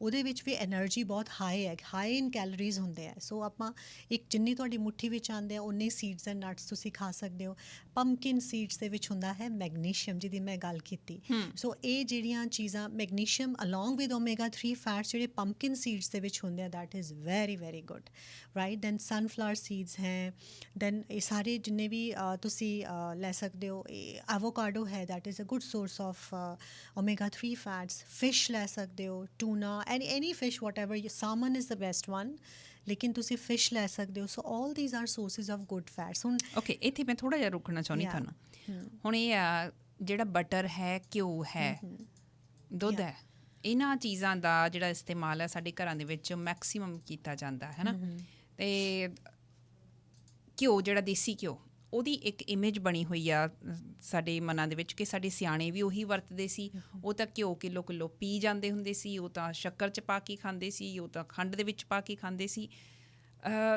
ਹੁਣ ਅਸੀਂ ਕੀ ਕਰਦੇ ਹਾਂ ਜੇ ਆਪਣੇ ਮਨ ਦੀ ਤਸੱਲੀ ਲਈ ਬਾਹਰੋਂ ਬਣਿਆ ਬਣਾਇਆ ਦੇਸੀ ਘਿਓ ਅਸੀਂ ਨਹੀਂ ਲੈ ਕੇ ਆਉਂਦੇ ਅਸੀਂ ਬਟਰ ਲਿਆਉਂਦੇ ਹਾਂ ਉਹਨੂੰ ਮੈਲਟ ਕਰਕੇ ਅਸੀਂ ਘਿਓ ਬਣਾ ਲੈਂਦੇ ਹਾਂ ਹਾਊ ਅਬਾਊਟ ਦੈਟ ਉਹਨੂੰ ਕਿਹੋ ਜਿਹੀ ਫੈਟ ਕਹਿੰਦੇ ਹੋ ਤੁਸੀਂ that is a saturated fat Navjot ji ਇੱਕ ਛੋਟੀ ਜਿਹੀ ਮੈਂ ਤੁਹਾਨੂੰ ਗੱਲ ਦੱਸਦੀ ਹੁਣ ਤੁਸੀਂ ਅੱਧਾ ਚਮਚ ਜਾਂ 1 ਚਮਚ ਦੇਸੀ ਘਿਓ ਦਾ ਲਓ ਉਹਨੂੰ ਤੁਸੀਂ ਫਰਸ਼ ਦੇ ਉੱਤੇ ਸਿੱਟ ਦਿਓ ਰਾਈਟ ਅਤੇ ਉਹ ਤੁਸੀਂ ਉਹਨੂੰ ਥੋੜ੍ਹੀ ਦੇਰ ਉੱਥੇ ਰਹਿਣ ਦਿਓ ਲੇਕਿਨ ਜਦੋਂ ਤੁਸੀਂ ਉਹਨੂੰ ਰਿਮੂਵ ਕਰਨ ਦੀ ਕੋਸ਼ਿਸ਼ ਕਰਦੇ ਹੋ ਤੁਹਾਨੂੰ ਕਿੰਨਾ ਐਫਰਟ ਕਰਨਾ ਪੈਂਦਾ ਚਿਕਨਾਈ ਜੰਮ ਜਾਂਦੀ ਹੈ ਨਾ ਇਸੇ ਤਰ੍ਹਾਂ ਨਾਲ ਜਦੋਂ ਆਪਾਂ ਇਹ ਨਹੀਂ ਹੈਗਾ ਕਿ ਆਪਾਂ ਨਹੀਂ ਖਾ ਸਕਦੇ ਲੇਕਿਨ ਹਰ ਚੀਜ਼ ਦੀ ਇੱਕ ਲਿਮਿਟ ਹੁੰਦੀ ਹੈ ਹੁਣ ਜਿਵੇਂ ਮੈਂ ਆਪਣੇ ਡਾਈਟ ਪਲਾਨਸ ਦੇ ਵਿੱਚ ਆਈ ਨੈਵਰ ਸਟਾਪ ਕਿ ਤੁਸੀਂ ਬਿਲਕੁਲ ਫਿੱਕਾ ਉਬਲਿਆ ਹੋਇਆ ਖਾਣਾ ਖਾਣਾ ਹਾਂ ਡੈਫੀਨੇਟਲੀ ਕਈ ਜਿਹੜੇ ਰੀਫਲਕਸ ਦੇ ਜਾਂ ਗਰਡ ਦੇ ਪੇਸ਼ੈਂਟਸ ਹੈਗੇ ਕੁਛ ਦੇਰ ਲਈ ਸਾਨੂੰ ਐਵੇਂ ਕਰਨਾ ਵੀ ਪੈਂਦਾ ਹੈ ਕਾਫੀ ਕਈ ਐਸੀਆਂ ਸਿਚੁਏਸ਼ਨਸ ਹੁੰਦੀਆਂ ਜਿਹਦੇ ਵਿੱਚ ਫੈਟ ਰਿਸਟ੍ਰਿਕਸ਼ਨ ਸਾਨੂੰ ਚਾਹੀਦੀ ਵੀ ਹੁੰਦੀ ਹੈ ਲੇਕਿਨ ਮੈਂ ਆਪਣੇ ਪਲਾਨਸ ਦੇ ਵਿੱਚ I don't stop I always tell them ਕਿ ਜਿੱਦਾਂ ਹੁਣ ਦਾਲ ਹੈ ਤੁਸੀਂ ਕੱਚਾ ਮਤਲਬ ਉੱਤੇ ਘਿਓ ਪਾ ਕੇ ਨਹੀਂ ਖਾਣਾ ਜੇ ਲਿਟਲ ਆਇਲ ਜੇ ਤੁਸੀਂ ਦੇਸੀ ਘਿਓ ਵਰਤਣਾ ਚਾਹੁੰਦੇ ਹੋ ਤਾਂ ਤੁਸੀਂ ਉਹਨੂੰ ਦਾਲ ਦਾ ਛੌਂਕ ਲਗਾ ਸਕਦੇ ਹੋ ਸਬਜ਼ੀ ਦੇ ਵਿੱਚ ਥੋੜ੍ਹਾ ਜਿਹਾ ਤੁਸੀਂ ਛੌਂਕਾ ਲਗਾ ਸਕਦੇ ਹੋ ਬਟ ਤੁਸੀਂ ਡੋਲਪਸ ਨਹੀਂ ਖਾਣੇ ਬਿਕੋਜ਼ ਅਸੀਂ ਉਨੀ ਐਕਸਰਸਾਈਜ਼ ਕਰਦੇ ਹੀ ਨਹੀਂ ਅਸੀਂ ਉਹਨੂੰ ਇੰਨਾ ਬਰਨ ਕਰਦੇ ਹੀ ਨਹੀਂ ਹਾਂ ਹੁਣ ਦੇਖੋ ਜਿਹੜੀਆਂ ਸਾਡੀਆਂ ਨਸਾਂ ਹੈਗੀਆਂ ਹੁਣ ਜੇ ਆਪਾਂ ਮੈਨੋਪੌਜ਼ ਦੀ ਗੱਲ ਕਰ ਰਹੇ ਹਾਂ ਰਾਈਟ ਮੈਨੋਪੌਜ਼ ਦੇ ਵਿੱਚ ਜਾਂ ਈਵਨ ਆਫਟਰ 45 ਜਿਹੜੀਆਂ ਸਾਡੀਆਂ ਆਰਟਰੀਜ਼ ਹੈ ਨਾ ਉਹ ਸਖਤ ਹੋਣੀਆਂ ਸ਼ੁਰੂ ਹੋ ਜਾਂਦੀਆਂ ਜਿਵੇਂ ਬੱਚੇ ਦੀਆਂ ਜਿਹੜੀਆਂ ਆਰਟਰੀਜ਼ ਹੁੰਦੀਆਂ ਉਹ ਇਲਾਸਟਿਕ ਹੁੰਦੀਆਂ ਅਤੇ ਉਹ ਚਿਕਨੀਆਂ ਹੁੰਦੀਆਂ ਰਾਈਟ ਉਹਦੇ ਵਿੱਚ ਜਿਹੜਾ ਜਮਾਵ ਹੈ ਬਹੁਤ ਜ਼ਿਆਦਾ ਨਹੀਂ ਹੁੰਦਾ ਹੁਣ ਜਿਹੜੀ ਚੀਜ਼ ਰਿਜਿਡ ਹੋਏਗੀ ਜਿੱਦਾਂ ਪਾਈਪ ਹੈ ਉਹਦੀ ਜਦੋਂ ਕਰੋਜ਼ਨ ਹੋਣੀ ਸ਼ੁਰੂ ਹੁੰਦੀ ਹੈ ਜਦੋਂ ਉਹਦੇ ਵਿੱਚ ਜੰਗ ਲੱਗਣਾ ਸ਼ੁਰੂ ਹੁੰਦਾ ਤਾਂ ਉਹਦੇ ਵਿੱਚ ਜਿਹੜੇ ਚੀਜ਼ਾਂ ਜਲਦੀ ਫਸ ਜਾਂਦੀਆਂ ਉਹ ਚੀਜ਼ਾਂ ਕਿਹੜੀਆਂ ਫਸਦੀਆਂ ਉਹ ਸਾਰੀ ਚਿਕਨਾਈ ਹੈ ਬੈਡ ਫੈਟ ਹੈ ਜਿਹੜਾ ਕਿ ਉੱਥੇ ਜਾ ਕੇ ਚਿਪਕ ਜਾਂਦਾ ਹੈ ਹੁਣ ਕੋਈ ਪਾਈਪ ਹੈ ਜੇ ਉਹਦੇ ਵਿੱਚ ਰੁਕਾਵਟ ਹੈ ਤਾਂ ਅੱਗੇ ਪਾਣੀ ਨਹੀਂ ਜਾਏਗਾ ਇਸੇ ਤਰ੍ਹਾਂ ਜਿਹੜੀਆਂ ਸਾਡੀਆਂ ਬਲੱਡ ਵੈਸਲਸ ਜੇ ਰੁਕਾਵਟ ਆ ਜਾਂਦੀ ਹੈ ਇਹ ਸੈਚੂਰੇਟਡ ਫੈਟ ਖਾਣ ਦੇ ਨਾਲ ਜਿਹੜਾ ਕਿ ਘਿਓ ਮੱਖਣ ਮਲਾਈ ਹੈ ਜਿਹੜਾ ਕਿ ਆਪਾਂ ਨੂੰ ਪੰਜਾਬੀਆਂ ਦਾ ਇੱਕ ਜੇ ਮਨ ਦੇ ਵਿੱਚ ਇਸ ਚੀਜ਼ ਦਾ ਭੁਲੇਖਾ ਕਿ ਅਸੀਂ ਤਾਂ ਜੀ ਤੇਲ ਦਾ ਤੜਕਾ ਲਾਉਂਦੇ ਹੀ ਨਹੀਂ ਅਸੀਂ ਤਾਂ ਤੇਲ ਵਰਤਦੇ ਹੀ ਨਹੀਂ ਅਸੀਂ ਤਾਂ ਦੇਸੀ ਘਿਓ ਹੀ ਵਰਤਦੇ ਹਾਂ ਉਹ ਵੀ ਅਸੀਂ ਕੜਛੀਆਂ ਭਰ ਕੇ ਪਾਈ ਜਾਂਦੇ ਹਾਂ ਨਹੀਂ ਗਲਤ ਹੈ everything in moderation is okay ਜੇ ਆਪਾਂ ਮੋਡਰੇਸ਼ਨ ਤੋਂ ਵੱਧ ਜਾਵਾਂਗੇ ਜਿੰਨਾ ਸਾਡੇ ਸਰੀਰ ਨੂੰ ਚਾਹੀਦਾ ਹੈ ਉਸ ਤੋਂ ਜ਼ਿਆਦਾ ਲਵਾਂਗੇ ਡੈਫੀਨੇਟਲੀ ਅੱਜ ਨਹੀਂ ਤਾਂ ਕੱਲ੍ਹ ਹੁਣ ਅੱਜ ਅਸੀਂ ਹੈਗੇ ਆ 45 ਸਾਲ ਦੇ ਬੜੇ ਖੁਸ਼ ਆ ਸਾਨੂੰ ਤਾਂ ਕੋਈ ਬਿਮਾਰੀ ਨਹੀਂ ਹੈ ਲੇਕਿਨ ਉਹ ਬਿਮਾਰੀ ਆਉਣ ਤੋਂ ਪਹਿਲਾਂ ਆਪਾਂ ਜੇ ਆਪਾਂ ਧਿਆਨ ਨਹੀਂ ਦਿਆਂਗੇ ਤਾਂ ਜਦੋਂ ਬਿਮਾਰੀ ਹੋਏਗੀ ਫਿਰ ਤਾਂ ਗੋਲੀਆਂ ਕੋਲੈਸਟਰੋਲ ਦੀਆਂ ਖਾ ਕੇ ਆਪਾਂ ਆਪਣੇ ਬਲੱਡ ਨੂੰ ਠੀਕ ਕਰਾਂਗੇ ਹੀ ਨਾ ਸੋ ਇਸ ਲਈ ਬੈਟਰ ਹੈ ਕਿ ਆਪਾਂ ਹਰ ਚੀਜ਼ ਨੂੰ ਮੋਡਰੇਸ਼ਨ ਦੇ ਵਿੱਚ ਰੱਖੀਏ ਘਿਓ ਇਜ਼ ਵੈਰੀ ਵੈਰੀ ਹੈਲਦੀ ਸਾਡੇ ਆਯੁਰਵੇਦ ਜਿਹੜਾ ਹੈ ਉਹ ਇਹਨੂੰ ਬਹੁਤ ਇੱਕ ਅੱਛੇ ਸਕੇਲ 'ਤੇ ਇਹਦੇ ਵਿੱਚ ਇਸਤੇਮਾਲ ਹੁੰਦਾ ਹੈ ਲੇਕਿਨ ਸਾਡੇ ਵਾਸਤੇ ਹੈ ਜਾਂ ਨਹੀਂ ਹੈ ਦੈਟ ਇਜ਼ ਸਬਜੈਕਟਿਵ ਕਿ ਸਾਡਾ ਲਾਈਫ ਸਟਾਈਲ ਕੀ ਹੈ ਸਾਡਾ ਐਕਸਰਸਾਈਜ਼ ਉਹਦੇ ਵਿੱਚ ਇੱਕ ਚੀਜ਼ ਹੋਰ ਵੀ ਮੇਰੇ ਖਿਆਲ ਪਲਵੀ ਜੀ ਫਰਕ ਹੈਗਾ ਜਿਹੜਾ ਘਿਓ ਅਸੀਂ ਇਸਤੇਮਾਲ ਕਰਦੇ ਹੁੰਦੇ ਸੀ ਨਾ ਉਹ ਹੱਥੀਂ ਤੁਸੀਂ ਦੁੱਧ ਜਿਹੜਾ ਸੀ ਉਹ ਚੋ ਕੇ ਲਿਆਉਂਦੇ ਸੀ ਉਹ ਘਿਓ ਬਟਰ ਕੱਢਿਆ ਜਾਂਦਾ ਸੀ, ਫਿਰ ਤੁਸੀਂ ਉਹਦਾ ਘਿਓ ਬਣਾਉਂਦੇ ਸੀ। Yeah. ਦੇਸੀ ਘਿਓ ਜਿਹਨੂੰ ਆਪਾਂ ਕਹਿੰਦੇ ਸੀ, ਉਹਦੀ ਇੱਕ ਖੁਸ਼ਬੂ ਹੀ ਵੱਖਰੀ ਤਰ੍ਹਾਂ Very ਦੀ ਹੁੰਦੀ true, ਸੀ, ਹੈ ਨਾ, very ਉਹ true. ਵੱਖਰੀ ਹੁੰਦੀ ਸੀ। Yeah, yeah. ਹੁਣ ਜੇ ਅਸੀਂ ਬਾਹਰੋਂ ਬਟਰ ਲਿਆ ਕੇ ਬਣਾ ਰਹੇ ਹਾਂ, ਜਾਂ ਈਵਨ ਦੁੱਧ ਦੇ ਵਿੱਚ ਤੁਸੀਂ ਮਲਾਈਆਂ ਕੱਢ ਕੇ ਵੀ ਜੇ ਬਣਾ ਰਹੇ ਹਾਂ, ਸੋ ਇਹ ਆਪਾਂ ਨੂੰ ਕਲੀਅਰ ਨਹੀਂ ਹੈਗਾ ਕਿ ਉਹ ਦੁੱਧ Yeah. ਕਿੱਥੋਂ ਆਇਆ, ਜਾਂ ਉਹ ਬਟਰ ਕਿੱਥੋਂ ਆਇਆ, ਜਾਂ ਉਹ ਕਿੰਨਾ ਪ੍ਰੋਸੈਸ ਹੋ ਕੇ ਆਇਆ। Yeah. ਉਹਦੀ ਹਾਂ। ਸ਼ਕਲ ਜ਼ਰੂਰ ਦੇਸੀ ਘਿਓ ਦੀ ਬਣ ਜਾਂਦੀ ਆ। ਹੁਣ ਜਿੱਦਾਂ ਹੁਣ ਪ੍ਰੋਡਿਊਸ ਵਧਾਉਣ ਲਈ, ਦੁੱਧ ਦੀ ਪੈਦਾਵਾਰ ਵਧਾਉਣ ਲਈ, ਸੋ ਦੇ ਆਰ ਯੂਜ਼ਿੰਗ ਮੈਨੀ ਹਾਰਮੋਨਸ, ਜਿਵੇਂ ਆਕਸੀਟੋਸਿਨ ਦੇ ਇੰਜੈਕਸ਼ਨਸ ਲਗਾਏ ਜਾਂਦੇ ਆ ਪਸ਼ੂਆਂ ਨੂੰ ਕਿ ਯੀਲਡ ਜ਼ਿਆਦਾ ਹੋਵੇ। ਲੇਕਿਨ ਉਹਦੇ ਨਾਲ ਕੀ ਹੈ, ਉਹ ਜਿਹੜਾ ਆਕਸੀਟੋਸਿਨ ਜੇ ਪਸ਼ੂ ਦੇ ਵਿੱਚ ਉਹਨਾਂ ਨੇ ਇੰਡਿਊਸ ਕੀਤਾ ਹੈ ਤੇ ਉਹਦੇ ਦੁੱਧ ਦੇ ਵਿੱਚ ਆ ਰਿਹਾ ਹੈ, ਵੀ ਆਰ ਹੈਵਿੰਗ ਇਟ। ਮੈਂ ਦੇਖਿਆ ਇੱਥੇ ਕਾਫੀ ਇੰਡੀਅਨ ਫੈਮਲੀਜ਼ ਹੈਗੀਆਂ, including my own extended family, they don't let the children have the normal milk. Why? They are ਇੱਥੇ ਹੁਣ ਦੇਖੋ ਬੱਚਿਆਂ ਦੀ ਗਰੋਥ ਔਰ ਇੰਡੀਆ ਦੇ ਬੱਚਿਆਂ ਦੀ ਗਰੋਥ 'ਚ ਕਿੰਨਾ ਫਰਕ ਹੈ, ਰਾਈਟ? ਉਹਦੇ ਵਿੱਚ ਕੀ ਹੈ, ਆਕਸੀਟੋਸਿਨ ਦੇ ਇੰਜੈਕਸ਼ਨਸ ਹੈਗੇ ਆ ਐਂਡ ਬੱਚੇ ਦੁੱਧ ਹੀ ਪੀਂਦੇ ਆ, ਰਾਈਟ? ਤਾਂ ਇਹਦੇ ਨਾਲ ਜਿੱਦਾਂ ਹੁਣ ਆਪਾਂ ਪੋਲਟਰੀ ਦੀ ਗੱਲ ਕਰੀਏ, ਚਿਕਨ ਫਿਸ਼ ਦੀ ਕੁਆਲਿਟੀ ਦੇਖੋ, ਸਮਟਾਈਮਸ ਦੇਰ ਆਰ ਦੇ use the hormones so that they can have the yield. So this is what the problem is. ਕੁਝ ਗੱਲਾਂ ਹੋਰ ਕਰਨੀਆਂ ਨੇ ਪਲਵੀ ਹੁਣਾਂ ਦੇ ਨਾਲ ਅਗਲੇ ਹਿੱਸੇ ਦੇ ਵਿੱਚ, ਕਿ ਜਿਹੜੇ ਕਾਰਬਸ ਨੇ ਉਹ ਕਿਹੋ ਜਿਹੇ ਲਏ ਜਾਣ। ਇੱਕ ਤੋਂ ਹੋਰ ਜਿਹੜੀ ਇਹਨਾਂ ਨੇ ਡਾਈਟ ਦੇ ਬਾਰੇ ਸਪੈਸੀਫਿਕੇਸ਼ਨਸ ਦੀ ਗੱਲ ਕੀਤੀ ਹੈ, ਤਾਂ ਕਿ ਜਿਹੜਾ ਮੈਨੋਪੌਜ਼ ਦਾ ਪ੍ਰੋਸੈਸ ਹੈਗਾ ਆ ਉਹ ਸੌਖਾ ਹੋ ਸਕੇ ਔਰਤਾਂ ਦੇ ਲਈ। ਇਹ ਵਾਕਈ ਜਿਹੜਾ ਟਰਮੋਇਲ ਵਾਲੀ ਗੱਲ ਹੈ, ਉਹ ਸ਼ਾਇਦ ਕਿਤੇ ਨਾ ਕਿਤੇ ਰਾਹਤ ਮਹਿਸੂਸ ਹੋ ਰਹੀ ਹੋਵੇ ਔਰਤਾਂ ਨੂੰ ਗੱਲਬਾਤ ਸੁਣ ਕੇ। ਥੋੜ੍ਹਾ ਜਿਹਾ ਜੇ ਕਾਰਬਸ ਬਾਰੇ ਵੀ ਸਾਨੂੰ ਦੱਸ ਸਕੋ ਤਾਂ ਜ਼ਰੂਰ। ਹੁਣ ਕਾਰਬਸ ਜਿਹੜੇ ਹੈਗੇ ਆ ਉਹ ਦੋ ਤਰ੍ਹਾਂ ਦੇ ਆਪਾਂ ਬ੍ਰੌਡਲੀ ਆਪਾਂ ਕਲਾਸੀਫਾਈ ਕਰ ਸਕਦੇ। ਇੱਕ ਹੈਗੇ ਸਿੰਪਲ ਕਾਰਬਸ, ਇੱਕ ਹੈਗੇ ਕੰਪਲੈਕਸ ਕਾਰਬਸ। ਜ਼ਿੰਦਗੀ 'ਚ ਨਵਜੋਤ ਜੀ ਵੈਸੇ ਤਾਂ ਸਿੰਪਲਿਸਿਟੀ ਹੋਣਾ ਬਹੁਤ ਅੱਛੀ ਗੱਲ ਹੈ, ਲੇਕਿਨ ਜਦੋਂ ਕਾਰਬਸ ਦੀ ਗੱਲ ਆਉਂਦੀ ਹੈ, ਆਈ ਥਿੰਕ ਜਿਹੜੇ ਕੰਪਲੈਕਸ ਕਾਰਬੋਹਾਈਡਰੇਟਸ ਹੈਗੇ ਆ ਦੇ ਆਰ ਬੈਟਰ। ਹੁਣ ਸਪੋਜ਼ ਜੇ ਤੁਸੀਂ ਇੱਕ ਕਟੋਰੀ ਪਾਸਤਾ ਦੀ ਲਓ ਔਰ ਇੱਕ ਕਟੋਰੀ ਬਰੋਕਲੀ ਦੀ ਲਓ, ਦੋਨਾਂ ਦੇ ਵਿੱਚ ਕਾਰਬਸ ਹੈਗੇ ਆ, ਰਾਈਟ? ਤੇ ਤੁਸੀਂ ਜਦੋਂ ਪਾਸਤਾ ਖਾਧਾ, ਇੱਕਦਮ ਤੁਹਾਡਾ ਜਿਹੜਾ ਬਲੱਡ ਗਲੂਕੋਜ਼ ਲੈਵਲ ਹੈ ਉਹ ਵੱਧ ਜਾਏਗਾ, ਰਾਈਟ? ਲੇਕਿਨ ਬਰੋਕਲੀ ਖਾਵਾਂਗੇ ਤਾਂ ਸਾਡਾ ਗਲੂਕੋਜ਼ ਲੈਵਲ ਵਧੇਗਾ, ਲੇਕਿਨ ਉਨੇ ਲੈਵਲ 'ਤੇ ਨਹੀਂ ਹੈਗਾ। ਤੇ ਇਸ ਕਰਕੇ ਆਪਾਂ ਨੂੰ ਉਹ ਚੀਜ਼ਾਂ ਖਾਣੀਆਂ ਹੈ, ਉਹ ਵਾਲੇ ਕਾਰਬਸ ਅਸੀਂ ਖਾਣੇ ਜਿਹਦੇ ਵਿੱਚ ਫਾਈਬਰ ਵੀ ਹੋਵੇ। ਜਿਵੇਂ ਹੁਣ ਆਪਾਂ ਪਲੇਨ ਮੈਦਾ ਲਈਏ ਔਰ ਆਪਾਂ ਇੱਕ ਹੋਲ ਵੀਟ ਆਟਾ ਲਈਏ, ਰਾਈਟ? ਮੈਦਾ ਖਾ ਕੇ ਇੱਕਦਮ ਸ਼ੂਗਰ ਲੈਵਲ ਹਾਈ ਹੁੰਦਾ, ਲੇਕਿਨ ਜੇ ਆਪਾਂ ਐਸਾ ਆਟਾ ਖਾਈਏ ਜਿਹਦੇ ਵਿੱਚ ਫਾਈਬਰ ਵੀ ਪਾਇਆ ਹੋਵੇ, ਵੀਟ ਬ੍ਰੈਨ ਹੋਵੇ, ਓਟ ਬ੍ਰੈਨ ਹੋਵੇ, ਤਾਂ ਉਹ ਸਾਡੇ ਗਲੂਕੋਜ਼ ਲੈਵਲ ਨੂੰ ਇੰਨਾ ਜ਼ਿਆਦਾ ਨਹੀਂ ਵਧਾਉਂਦਾ। ਸੋ ਕਿਸ ਤਰ੍ਹਾਂ ਦਾ ਕਾਰਬ ਅਸੀਂ ਚੁਣਦੇ ਹਾਂ, ਖਾਸ ਤੌਰ 'ਤੇ ਮੈਨੋਪੌਜ਼ ਦੇ ਦੌਰਾਨ, it is very very important. So carbohydrates ਦੇ ਨਾਲ ਇੱਕ ਹੋਰ ਜਿਹੜਾ ਮੈਂ ਪਹਿਲੂ ਲੈ ਕੇ ਆਉਣਾ ਚਾਹਾਂਗੀ, ਉਹ ਹੈ ਫਾਈਬਰ। ਜਦੋਂ ਮੈਨੋਪੌਜ਼ਲ ਸਟੇਜ ਹੁੰਦੀ ਹੈ, ਉਹਦੇ ਵਿੱਚ ਤੁਹਾਨੂੰ ਐਸਿਡਿਟੀ ਦੀ ਬੜੀ ਪ੍ਰੋਬਲਮ ਰਹਿੰਦੀ ਹੈ, ਰਿਫਲਕਸ ਹੁੰਦਾ, not with everybody, with many people it can be there. Then ਉਸ ਤੋਂ ਬਾਅਦ ਤੁਹਾਨੂੰ ਕੌਨਸਟੀਪੇਸ਼ਨ ਦੀ ਬੜੀ ਪ੍ਰੋਬਲਮ ਹੁੰਦੀ ਹੈ, ਹਾਰਮੋਨਸ ਚੇਂਜ ਹੁੰਦੇ, ਉਹਦੀ ਵਜ੍ਹਾ ਨਾਲ ਕੁਝ ਲੋਕਾਂ ਨੂੰ ਕੌਨਸਟੀਪੇਸ਼ਨ ਹੁੰਦੀ ਹੈ। ਔਰ ਕੁਝ ਲੋਕਾਂ ਨੂੰ ਜਿਹੜੇ ਤੁਹਾਡੇ ਬਲੱਡ ਵਰਕ ਹੈਗਾ ਦਿਖਾਉਂਦਾ ਹੈ ਕਿ ਤੁਹਾਡੇ ਲਿਪਿਡਸ ਹਾਈ ਹੋ ਗਏ, ਕੋਲੇਸਟਰੋਲ ਵੱਧ ਗਿਆ, ਤੁਹਾਡਾ ਲਿਵਰ ਦੇ ਦੈਨ ਤੁਹਾਡੇ ਵਿਟਾਮਿਨਸ ਲੈਵਲਸ ਡਿਪਲੀਟ ਹੁੰਦੇ ਆ। ਸੋ ਇਹ ਸਾਰੀਆਂ ਚੇਂਜਸ ਆਉਂਦੀਆਂ। ਇਹਦੇ ਵਿੱਚ ਜਿਹੜਾ ਫਾਈਬਰ ਹੈਗਾ ਉਹ ਇੱਕ ਡਿਟਰਜੈਂਟ ਦੀ ਤਰ੍ਹਾਂ ਕੰਮ ਕਰਦਾ ਹੈ, ਨਵਜੋਤ ਜੀ। ਮੈਂ ਹਮੇਸ਼ਾ ਇਹ ਕੋਸ਼ਿਸ਼ ਕਰਦੀ ਹਾਂ, generally for a good health you need very good amount of fibre in your diet.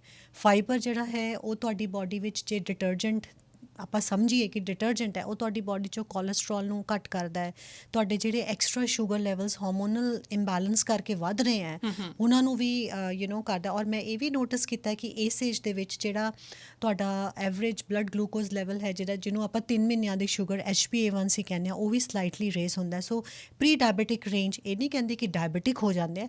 ਆਮ ਤੌਰ 'ਤੇ ਮੈਂ ਦੇਖਿਆ ਕਿ ਕਾਫੀ ਪੇਸ਼ੈਂਟਸ ਦੇ ਵਿੱਚ ਜਿਹੜਾ ਪ੍ਰੀ ਡਾਇਬਟਿਕ ਰੇਂਜ ਵਿੱਚੋਂ ਆ ਜਾਂਦੇ ਆ। ਲਾਈਫ ਸਟਾਈਲ ਸੇਮ ਹੈ, ਲੇਕਿਨ ਇਹ ਜਿਹੜੀਆਂ ਹਾਰਮੋਨਲ ਚੇਂਜਸ ਦੀ ਵਜ੍ਹਾ ਨਾਲ ਇਹ ਸਾਰੀਆਂ ਪ੍ਰੋਬਲਮ ਆਉਂਦੀਆਂ। ਉੱਥੇ ਜਿਹੜਾ ਫਾਈਬਰ ਹੈ ਉਹਦਾ ਇੱਕ ਇੰਪੋਰਟੈਂਟ ਰੋਲ ਮੰਨਿਆ ਜਾਂਦਾ ਹੈ। ਹੁਣ ਆਪਾਂ ਸਭ ਕੁਝ ਖਾ ਰਹੇ ਹਾਂ, ਲੇਕਿਨ ਜੇ ਇਵੈਕੂਏਸ਼ਨ ਨਹੀਂ ਹੋ ਰਹੀ, ਯੂਰਿਨ ਨਹੀਂ ਪਾਸ ਹੋ ਰਿਹਾ, ਤੁਹਾਡਾ ਸਟੂਲ ਨਹੀਂ ਪਾਸ ਹੋ ਰਿਹਾ ਬਾਡੀ 'ਚੋਂ, ਦੇਖੋ ਪਸੀਨਾ ਤਾਂ ਆਉਂਦਾ ਹੀ ਨਹੀਂ ਆਪਾਂ ਨੂੰ ਇੱਥੇ, how will the toxins go out of the body? ਤਾਂ ਇੱਥੇ ਫਾਈਬਰ ਔਰ ਵਾਟਰ, ਇਹਨਾਂ ਦੋਨਾਂ ਦੀ ਜਿਹੜਾ ਮਹੱਤਵ ਹੈ ਉਹ ਬਹੁਤ ਜ਼ਿਆਦਾ ਹੈ। ਸੋ ਜਿੱਥੋਂ ਆਪਾਂ ਕਾਰਬਸ ਤੋਂ ਇਹ ਗੱਲ ਨਿਕਲ ਆਈ, ਲੇਕਿਨ ਕਾਰਬਸ ਜਿਹੜੇ ਹੈਗੇ ਆ ਉਹ ਤੁਹਾਨੂੰ ਸਿੰਪਲ ਕਾਰਬਸ ਨਹੀਂ ਖਾਣੇ। ਜਿਹੜੇ ਕਿ ਤੁਹਾਡੇ ਸ਼ੂਗਰ ਲੈਵਲ ਨੂੰ ਇੱਕਦਮ ਵਧਾਉਣ। ਸੋ ਕੀ ਹੋਵੇ ਉਹਦੇ ਵਿੱਚ ਸ਼ਾਮਿਲ, ਕੀ ਨਾ ਜਾਂ ਹੋਵੇ? ਉਹਦੇ ਵਿੱਚ ਤੁਸੀਂ ਫਰੂਟਸ ਜੇ ਖਾਂਦੇ ਹੋ, ਹੁਣ ਕੇਲਾ ਖਾਧਾ ਔਰ ਤੁਸੀਂ ਇੱਕ ਔਰੇਂਜ ਖਾਧਾ, ਦੋਨਾਂ ਵਿੱਚ ਕਿੰਨਾ ਫਰਕ ਹੈ। ਆਪਾਂ ਕਹਿੰਦੇ ਨਾ ਕੇਲੇ 'ਚ ਸ਼ੂਗਰ ਜ਼ਿਆਦਾ ਹੈ, ਉਹ ਇਸ ਲਈ ਜ਼ਿਆਦਾ ਹੈ ਕਿਉਂਕਿ ਉਹ ਸਿੰਪਲ ਕਾਰਬ ਹੈਗਾ, ਉਹਦੀ ਸ਼ੂਗਰ ਜਿਹੜੀ ਹੈ ਉਹ ਇੱਕਦਮ ਸਾਡੇ ਸਰੀਰ ਵਿੱਚ ਜਾਂਦੀ ਹੈ ਔਰ ਗਲੂਕੋਜ਼ ਲੈਵਲ ਅਪ ਹੁੰਦਾ ਹੈ। ਲੇਕਿਨ ਔਰੇਂਜ ਖਾਂਦੇ ਆ, ਉਹਦੇ ਵਿੱਚ ਫਾਈਬਰ ਹੈ, ਉਹ ਸਾਡੇ ਗਲੂਕੋਜ਼ ਲੈਵਲ ਨੂੰ ਇੰਨਾ ਨਹੀਂ ਵਧਾਉਂਦਾ, ਰਾਈਟ। ਸੋ ਇਵਨ ਫਰੂਟਸ ਦੇ ਵਿੱਚ ਵੀ ਚੋਇਸਿਸ ਕਰਨੀ ਪਊਗੀ ਸਾਨੂੰ? ਡੈਫੀਨੇਟਲੀ। ਵਾਓ, ਅਸੀਂ ਤਾਂ ਸੋਚਾਂਗੇ ਕਿ ਸਾਰੀ ਤਰ੍ਹਾਂ ਦੇ ਫਰੂਟ ਆਪਾਂ ਲਈ ਜਾਂਦੇ ਆ। ਜਿਹੜੇ ਫਰੂਟਸ ਦਾ ਗਲਾਈਸੈਮਿਕ ਇੰਡੈਕਸ ਘੱਟ ਹੁੰਦਾ, ਹੁਣ ਗਲਾਈਸੈਮਿਕ ਇੰਡੈਕਸ ਇੱਕ ਐਸਾ ਪੈਮਾਨਾ ਕਿ ਕੋਈ ਚੀਜ਼ ਅਸੀਂ ਖਾਂਦੇ ਹਾਂ ਉਹ ਕਿੰਨਾ ਸਾਡੇ ਸ਼ੂਗਰ ਲੈਵਲ ਨੂੰ ਵਧਾਉਂਦੀ ਹੈ, ਰਾਈਟ। ਕੇਲਾ ਖਾਵਾਂਗੇ, ਮਿੱਠਾ ਹੈ, ਡੈਫੀਨੇਟਲੀ ਉੱਪਰ ਜਾਏਗਾ ਸ਼ੂਗਰ ਲੈਵਲ। ਲੇਕਿਨ ਜੇ ਆਪਾਂ ਇੱਕ ਖੀਰਾ ਖਾਵਾਂਗੇ, ਰਾਈਟ, ਉਹਦੇ 'ਚ ਜਿਹੜੀ ਸ਼ੂਗਰ ਹੈ ਉਹ ਘੱਟ ਹੈ, ਉਹਦੇ ਵਿੱਚ ਪਾਣੀ ਹੈ, ਉਹਦੇ ਵਿੱਚ ਫਾਈਬਰ ਹੈ, ਰਾਈਟ। ਜਿਹੜਾ ਫਰੂਟਸ ਹੁੰਦੇ ਆ ਉਹਦੀ ਆਪਣੀ ਸ਼ੂਗਰ ਹੁੰਦੀ ਹੈ ਜਿਹਨੂੰ ਕਿ ਆਪਾਂ ਫਰਕਟੋਜ਼ ਕਹਿੰਦੇ ਹਾਂ। ਮਿਲਕ ਦੇ ਵਿੱਚ ਆਪਣੀ ਸ਼ੂਗਰ ਹੁੰਦੀ ਹੈ ਜਿਹਨੂੰ ਆਪਾਂ ਲੈਕਟੋਜ਼ ਕਹਿੰਦੇ ਹਾਂ। Sugar is sugar. ਤਾਂ ਇਸ ਕਰਕੇ ਆਪਾਂ ਇਹ ਨਹੀਂ ਆ ਵੀ ਫਰੂਟਸ ਖਾਈਏ, ਲੇਕਿਨ ਮੈਂ ਇਹ ਵਕਾਲਤ ਕਰਦੀ ਹਾਂ ਕਿ ਤੁਸੀਂ ਫਰੂਟ ਖਾਓ, ਉਹ ਵਾਲੇ ਫਰੂਟਸ ਜਿਹੜੇ ਕਿ ਕੰਪਲੈਕਸ ਹੈਗੇ ਆ, ਰਾਈਟ, ਜਿਹਦੇ ਵਿੱਚ ਜ਼ਿਆਦਾ ਫਾਈਬਰ ਹੈ। ਐਪਲ 'ਚ ਪੈਕਟਿਨ ਹੁੰਦਾ ਹੈ, ਪਪਾਇਆ ਵਿੱਚ ਪੈਪੇਨ ਹੁੰਦਾ ਜਿਹੜਾ ਕਿ ਡਾਈਜੈਸਟਿਵ ਐਂਜ਼ਾਈਮਸ ਨੂੰ ਬੈਟਰ ਕਰਦਾ ਹੈ। ਵਾਟਰਮੈਲਨ ਹੈ, ਮਿੱਠਾ ਬਹੁਤ ਹੁੰਦਾ ਜੀ, ਅਸੀਂ ਨਹੀਂ ਖਾਣਾ, ਠੀਕ ਹੈ। ਵਾਟਰਮੈਲਨ ਵੀ ਖਾ ਸਕਦੇ ਹਾਂ ਕੰਟਰੋਲਡ ਕੁਆਂਟਿਟੀ ਦੇ ਵਿੱਚ, ਜਿਹਦੇ ਵਿੱਚ ਫਾਈਬਰ ਵੀ ਹੈ, ਵਾਟਰ ਵੀ ਹੈ, ਜਿਹੜਾ ਕਿ ਤੁਹਾਡੇ ਹਾਰਮੋਨਸ ਨੂੰ ਵੀ ਬੈਲੈਂਸ, ਸਿਟਰੁਲਿਨ ਨਾਮ ਦਾ ਇੱਕ ਪਦਾਰਥ ਹੁੰਦਾ ਹੈ ਜਿਹੜਾ ਕਿ ਤੁਹਾਡੇ ਹਾਰਮੋਨਲ ਬੈਲੈਂਸ ਵਾਸਤੇ ਜ਼ਰੂਰੀ ਹੈ, ਜਿਹੜਾ ਵਾਟਰਮੈਲਨ ਹੈ, right. So all these things are very important. ਤਾਂ ਬਜਾਏ ਇਹਦੇ ਇੰਟਰਸਟਿੰਗ ਇਹ ਤੁਸੀਂ ਗੱਲ ਦੱਸੀ ਆ। ਹੁਣ ਅੱਜ ਕੱਲ੍ਹ ਸਮੂਦੀਜ਼ ਦਾ ਬਹੁਤ ਜ਼ਿਆਦਾ ਟਰੈਂਡ ਹੈਗਾ, ਹੈ ਨਾ। ਅਸੀਂ ਮਨ ਨੂੰ ਇਸ ਗੱਲ ਦੀ ਤਸੱਲੀ ਹੋ ਜਾਂਦੀ ਹੈ ਕਿ ਸਾਰੇ ਫਰੂਟ ਇਕੱਠੇ ਕਰਕੇ ਸੁੱਟ ਲਏ ਅਤੇ ਉਹ ਅਸੀਂ ਗਲਾਸ ਭਰ ਲਿਆ ਅਤੇ ਸਾਰੀ ਨਿਊਟ੍ਰੀਸ਼ਨ ਆ ਜਾਊਗੀ। ਅਤੇ ਮੈਂ ਤਾਂ ਖੁਦ ਬਹੁਤ ਸਮੂਦੀਜ਼ ਬਣਾ ਕੇ ਪੀਂਦੀ ਹਾਂ, ਮੈਨੂੰ ਪਤਾ ਇਸ ਚੀਜ਼ ਦਾ। ਮੈਂ ਤਾਂ ਵੀ ਗੱਲ ਇਹ ਸ਼ੇਅਰ ਕਰ ਰਹੀ ਹਾਂ ਕਿ ਮਨ ਦੇ ਵਿੱਚ ਇਹੀ ਤਸੱਲੀ ਹੁੰਦੀ ਹੈ ਕਿ ਵੀ ਇਹ ਸਾਰਾ ਕੁਝ ਖਾ ਰਹੇ ਹਾਂ, ਪੀ ਰਹੇ ਹਾਂ, ਵਿੱਚ ਹੀ ਅਸੀਂ ਸੀਡਸ ਪਾ ਲਏ, ਉਹਦੇ ਵਿੱਚ ਹੀ ਫਰੂਟਸ ਪਾ ਲਏ, ਸਭ ਕੁਝ ਪਾ ਲਿਆ, ਅਤੇ ਪਰ ਕੋਈ ਬਹੁਤਾ ਫਰਕ ਨਹੀਂ ਪੈ ਰਿਹਾ। ਹੁਣ ਸਮੂਦੀਜ਼ ਜਿਹੜੇ ਲੋਕ ਇਸ ਤਰ੍ਹਾਂ ਫਰੂਟਸ ਦੀਆਂ ਬਣਾ ਕੇ ਪੀਂਦੇ ਆ, ਉਹਦੇ ਬਾਰੇ ਉਹ ਵੀ ਫਰੂਟਸ ਦਾ ਫਿਰ ਕੰਬੀਨੇਸ਼ਨ ਸਾਨੂੰ ਦੇਖਣਾ ਪਊਗਾ। ਯੈਸ, ਜਿਹੜਾ ਕੰਬੀਨੇਸ਼ਨ ਆਫ ਫੂਡਸ ਹੈ ਨਾ, ਬਹੁਤ ਮਤਲਬ ਇੰਪੋਰਟੈਂਟ ਰੋਲ ਪਲੇ ਕਰਦਾ। ਹੁਣ ਜਿਵੇਂ ਆਪਾਂ ਜੇ ਵੈਜੀਟੇਬਲ ਸਮੂਦੀਜ਼ ਲੈਂਦੇ ਹਾਂ ਨਾ ਨਵਜੋਤ ਜੀ, those are the best things. ਤੁਸੀਂ ਵੈਜੀਟੇਬਲ ਸਮੂਦੀਜ਼ ਜੇ ਇਸ ਏਜ 'ਚੋਂ ਆਪਾਂ ਨਿਕਲ ਰਹੇ ਹਾਂ, ਖਾਸ ਤੌਰ 'ਤੇ ਜੇ ਪਲੈਟੂ ਸਟੇਜ ਹੈ ਕਿ ਵੇਟ ਜਿਵੇਂ 10 ਕਿਲੋ ਘੱਟ ਗਿਆ, 12 ਕਿਲੋ ਘੱਟ ਗਿਆ, ਅੱਗੇ ਨਹੀਂ ਘੱਟ ਰਿਹਾ, ਤਾਂ ਫਰੂਟ ਨੂੰ ਵਾਚ ਕਰੋ। ਕਈ ਪੇਸ਼ੈਂਟਸ ਹੁੰਦੇ ਜਿਹੜੇ ਰਾਤ ਦੇ ਟਾਈਮ ਫਰੂਟਸ ਹੀ ਖਾਂਦੇ, ਅਸਾਂ ਖਾਂਦੇ ਨਹੀਂ ਸਰ, ਰੋਟੀ ਤਾਂ ਖਾਂਦੇ ਨਹੀਂ। ਵਾਈ ਬਈ? It has sugar, it is fructose. So ਤੁਸੀਂ ਉਲਟਾ ਸ਼ੂਗਰ ਲੈ ਰਹੇ ਹੋ ਰਾਤ ਨੂੰ। So it's better not to have any fruit for dinner if you are trying to lose weight or you are facing such menopause ਦੀ ਵਜ੍ਹਾ ਨਾਲ ਤੁਹਾਨੂੰ ਇਹੋ ਜਿਹੀਆਂ ਇਸ਼ੂਜ਼ ਆ ਰਹੀਆਂ। ਤਾਂ ਫਰੂਟ ਤੁਸੀਂ ਘਟਾ ਕੇ ਦੇਖੋ, ਫਰੂਟ ਨੂੰ ਤੁਸੀਂ ਵੈਜੀਟੇਬਲ ਸਮੂਦੀਜ਼ ਦੇ ਨਾਲ ਰਿਪਲੇਸ ਕਰੋ। You can have soups, N number of soups, ਟਮਾਟਰ ਪਾਓ, ਜ਼ੁਕੀਨੀ ਪਾਓ, ਬਰੋਕਲੀ ਪਾਓ। ਹਾਂ, ਡੈਫੀਨੇਟਲੀ ਬਰੋਕਲੀ ਮੈਂ ਉਹਨਾਂ ਨੂੰ ਐਡਵਾਈਸ ਨਹੀਂ ਕਰਦੀ ਜਿਨ੍ਹਾਂ ਨੂੰ ਥਾਇਰੋਇਡ ਦੀ ਪ੍ਰੋਬਲਮ ਹੈਗੀ ਹੈ। So broccoli is not good for them। So ਬਾਕੀ ਸਾਰੇ ਲੋਕ ਲੈ ਸਕਦੇ ਹੈ। ਜਿੱਦਾਂ ਕਿ ਸਮੂਥ ਫਰੂਟਸ ਦੇ ਵਿੱਚ ਤੁਸੀਂ ਚੂਜ਼ ਕਰੋ ਜਿਨ੍ਹਾਂ ਦਾ ਜਿਹੜਾ ਸ਼ੂਗਰ ਲੈਵਲ ਹੈ ਉਹ ਘੱਟ ਹੈ। That is very very important. ਹੁਣ ਆਪਾਂ ਦੇਖਦੇ ਹਾਂ ਨਾ, ਜਿੱਦਾਂ ਫਰੂਟ ਡਾਈਟ ਹੈ, ਹੁਣ ਇੱਥੇ ਵੀ ਬਹੁਤ ਜ਼ਿਆਦਾ ਸਬਜੈਕਟਿਵ ਚੀਜ਼ਾਂ ਹੈਗੀਆਂ। ਹੁਣ ਤੁਸੀਂ ਸਮੂਦੀ ਨੂੰ ਐਜ਼ ਅ ਮੀਲ ਰਿਪਲੇਸਮੈਂਟ ਲੈ ਰਹੇ ਹੋ, ਯੂ ਨੋ, ਤੁਸੀਂ ਹੋਰ ਕੁਛ ਨਹੀਂ ਲੈ ਰਹੇ, ਤੁਸੀਂ ਸਿਰਫ ਸਮੂਦੀ ਲੈ ਰਹੇ ਹੋ। Even still you can afford ਜੇ ਤੁਹਾਡੀਆਂ ਕੈਲੋਰੀ ਰਿਕੁਆਇਰਮੈਂਟ ਦੇ ਵਿੱਚ ਉਹ ਚੀਜ਼ ਆ ਰਹੀ ਹੈ। ਲੇਕਿਨ ਜੇ ਤੁਸੀਂ ਪਰੌਂਠਾ ਖਾ ਕੇ, ਯੂ ਨੋ, ਪੋਹਾ ਖਾ ਕੇ, ਫਲਾਨੀ ਚੀਜ਼ ਖਾ ਕੇ ਤੁਸੀਂ ਨਾਲ ਐਜ਼ ਅ ਡਰਿੰਕ ਲੈ ਰਹੇ ਹੋ, ਦੈਟ ਇਜ਼ ਵੈਰੀ ਬੈਡ। ਉਹ ਸਿਰਫ ਤੁਹਾਨੂੰ ਇੱਕ ਤੁਹਾਡੇ ਦਿਲ ਨੂੰ ਤਸੱਲੀ ਦੇਗੀ ਕਿ ਮੈਂ ਤਾਂ ਬਹੁਤ ਹੈਲਥ ਕੌਨਸ਼ੀਅਸ ਹਾਂ, ਯੂ ਨੋ। ਇੱਥੇ ਨਵਜੋਤ ਜੀ ਇੱਕ ਮੈਂ ਹੋਰ ਵੀ ਸੁਝਾਅ ਦੇਣਾ ਚਾਹਾਂਗੀ। ਵੀਟ ਗ੍ਰਾਸ ਜਿਹੜੀ ਹੈ, wheat grass juice is very good. Aloe vera and amla ਦਾ ਜਿਹੜਾ ਕੰਬੀਨੇਸ਼ਨ ਹੈ, that is also very good, especially for the menopausal women who have digestive issues.